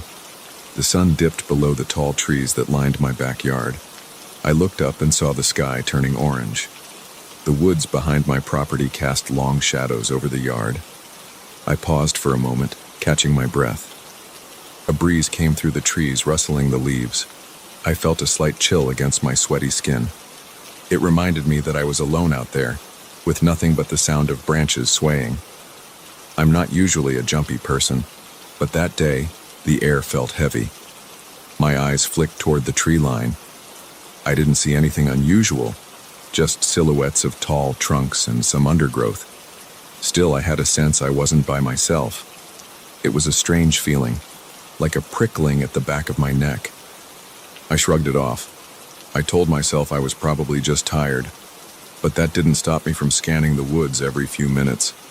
I returned to the hole and went deeper. After about another foot, my shovel hit something metallic. It wasn't a scrape like a rock would make. It was more like a dull clank. My heart sped up a bit. I got down on my knees and used my gloved hands to clear the soil. The object felt smooth and cold. I thought it might be a pipe at first, but it didn't feel like a pipe. It had an irregular shape. It was bigger than my palm, maybe the size of a large lunchbox, but not shaped like one. It also had a few grooves on it. It almost felt like a metal container. I tried to pull it out, but it didn't budge. It felt attached to something, or maybe it was stuck under a root. I scraped around the sides, trying not to damage whatever it was. The top part looked like it had hinges, but they were rusted. I grabbed my shovel and pushed the blade under the corner. With some leverage, I managed to lift it a bit. It made a creaking sound, and then broke free from whatever was holding it. I lifted the metal object out of the hole and set it on the grass. My heart thumped hard. It was heavier than I expected. The surface looked scratched and worn, with a few patches of rust. There was a small latch on one side, but it was bent. I didn't have a key, and I didn't know if it even needed one. It looked more like a sealed box than anything else. I wiped dirt off with an old rag. I felt my forehead tightening with sweat again. The sun was almost gone by then. The sky was purple and orange. I stood up and looked at the woods. The trees were dark now, and I couldn't see much between their trunks. But I had the distinct impression something was there, just beyond the first row of trees. I stared for a few seconds, trying to see if there was a person or an animal. Everything was quiet. No birds, no squirrels. Just silence and the faint rustling of leaves. I felt a knot in my stomach. I swallowed hard. I thought about going inside. Maybe I should call it a day. But the box was there, and I was too curious to stop. I grabbed a flashlight from my truck and clicked it on. Its beam cut through the shadows. I pointed it at the woods again. Still nothing. Then I swung it back to the box. I knelt down and examined the latch more closely. I tried pulling on it, but it was stuck. I used the tip of the shovel to pry at the edge. It wouldn't open. I placed the box on a small stump and hit the latch a few times with a hammer from my toolkit. It made a sharp ping, but didn't snap off. The temperature was dropping. I felt goosebumps on my arms. I heard a twig snap in the direction of the forest. I jerked around, shining my flashlight over there. The beam lit up some bushes, a few ferns, and the base of a tree. My pulse pounded in my ears. I felt sweat forming on my neck despite the cool air. I stood still and listened. I heard the sound again, another snap like something stepping on a branch. I spoke out loud. "Hello?" It felt odd to talk, but the silence was getting to me. No answer. I stood there, breathing heavily, trying to figure out if I was imagining things. A few seconds passed and I heard nothing else. My eyes kept searching the dark spaces between trees. Eventually, I convinced myself it was probably a deer or some other animal. I turned my attention back to the box and grabbed it. I decided to take it into my garage where I had better light and tools. As I headed across the yard, I kept looking over my shoulder. I felt like I had eyes on my back. I shut the garage door behind me, relieved to be out of the open. Inside the garage, I set the box on my workbench. I turned on the overhead light and aimed my flashlight at the latch again. Then I tried a screwdriver to wedge it open. It moved slightly, but stayed shut. I got a small chisel and tapped around the edges. Rust flaked off. The smell of old metal and damp earth filled my nose. My hands were shaking. I was excited but also uneasy. I felt drawn to the box, but my gut told me to be careful. There was a tension in my chest. Every time I tapped the chisel, I expected something to pop out or maybe the box to open. But it stayed shut. After several minutes, I decided not to force it. Maybe I could soak the latch in some rust remover or something. I placed the box on a shelf and locked the garage. I'd handle it later. I walked to my back door. It was fully dark now. The only light outside came from the moon and a small motion sensor lamp near the door. My yard seemed still, but I couldn't shake that strange feeling. I walked inside, took off my boots, and double-checked the lock on the door. My mind wouldn't settle. I kept thinking about that patch of soil, the metallic object, and the sounds in the woods. I went to wash up in the bathroom. The water felt good on my hands and arms. It washed away the dirt and grime, but it didn't calm me much. In my bedroom, I changed into clean clothes and tried to relax. My heart was still beating a bit fast. I heard the wind outside brushing against the windows. It made me tense. Usually, that sound doesn't bother me. That night, it seemed louder. I pulled the curtains closed, trying not to think about the yard or the forest. After a quick bite in the kitchen, I sat in the living room. I turned on the TV to distract myself. I flipped through channels, not even paying attention to what was on. My mind kept going back to the shed's location, the fresh dirt in the box. I felt like I needed to check outside again. Part of me wanted to pretend this never happened. But I kept glancing at the back window, half expecting to see someone or something staring at me. I got up and went to the back door. I turned off the inside lights so I could see better outside. I looked through the glass, scanning the yard. The moonlight showed the spot where I had dug the hole. It was just an open patch of dirt now. The pile of soil was still sitting there in a mound. The breeze shifted the grass. I saw the outline of trees beyond the fence standing like tall sentries. I didn't see any movement. I didn't hear anything, but my stomach felt tight. I stood there for a full minute, barely blinking. My fingers were clenched on the doorknob. I thought about going out there with a flashlight, but I decided that wasn't a good idea. The day had been long and my nerves were on edge. I chose to lock up and call it a night. I shut off the television, made sure all the doors were secure, and headed to bed. I tossed and turned. My mind kept replaying the moment my shovel hit that metal object. I kept imagining I heard footsteps around the house. At one point, I sat up, breathing heavily, convinced that someone was in the yard. I listened, holding my breath, and heard nothing. Eventually, I dozed off for a few hours, but it wasn't restful sleep. In the morning, I woke early. I felt stiff and tired. I made some coffee and tried to shake off the weird tension from the night before. I told myself it would be fine in the daylight. I could open the garage, take a fresh look at the box, and figure out what to do next. Maybe I could get it open with a better tool or some lubricant for the rust. Before I left the house, I peeked out the back window. The yard looked normal. Birds were hopping around, pecking at the grass. There was a light breeze. The forest looked the same as always, just tall trees and thick underbrush. I felt my shoulders relax a bit. It was just a normal morning. Maybe I had let my imagination run wild. I finished my coffee and headed out. The sun was still low, but it was bright enough. The yard felt calm. My tools were right where I left them. The dirt pile was undisturbed. I glanced at the tree line. Nothing looked strange. I walked across the yard, checking the spot where the shed used to stand. The hole was there, about a couple of feet deep. I saw my shovel leaning against the fence. I decided to fill in the hole later. I went into the garage and switched on the light. The box was on the shelf where I left it. I pulled it down and set it on my workbench. I thought about forcing it open again, but something in me hesitated.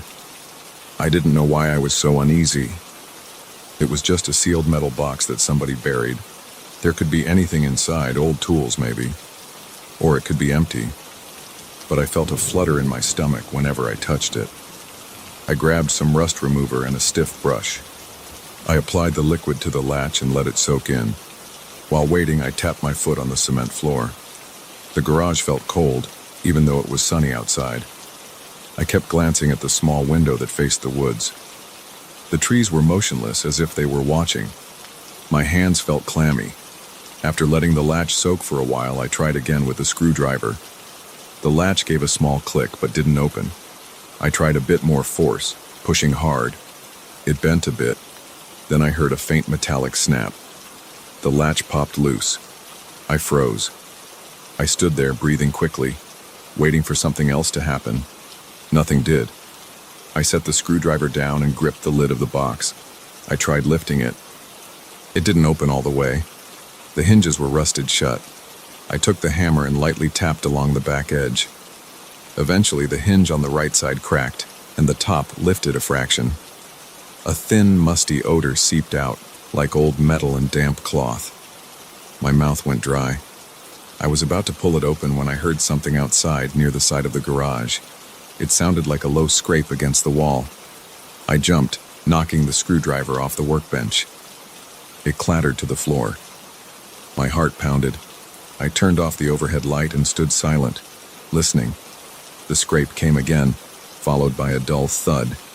I backed away from the window, keeping my eyes on that direction. My breathing was rapid. I reached for the hammer, holding it like a weapon. I waited, but everything went quiet. I couldn't see anything through the window except the side yard. I felt the grip of the hammer digging into my palm. My heart thumped so loudly I could hear it in my ears. I took a few steps toward the garage door, but I didn't open it. I didn't want to see what might be out there. After a few minutes, I placed the hammer on the bench, grabbed the box, and decided I'd take it inside the house. I dashed from the garage, locked it, and hurried back in. Once inside, I locked the kitchen door again. I set the box on the counter. I looked through the window, scanning the side yard. Nothing. No movement, no sounds. I was shaking. My hands felt numb. I forced myself to take a few deep breaths. Then I turned my attention back to the box. Its lid was still slightly open. I could see darkness inside. I pressed my palm on it. It felt cold. I'll open it, but not now. I need to calm down first. I need a moment to think. There's something off about this. I keep hearing noises out there, and the soil under that shed was fresh. Someone or something buried this box not too long ago. I don't know why, and I don't know who. But I feel like whatever is out in those woods doesn't want me messing with it. Or maybe I'm losing my mind. All I know is my pulse won't slow down, and every creak of the house makes me jump. I'm just going to sit here for a bit and gather myself. Then I'll figure out what to do next. Maybe I'll open the box. Maybe I'll leave it sealed. Right now, I can't decide. All I can think about is that moment when I realized I was being watched. That's the part I can't shake.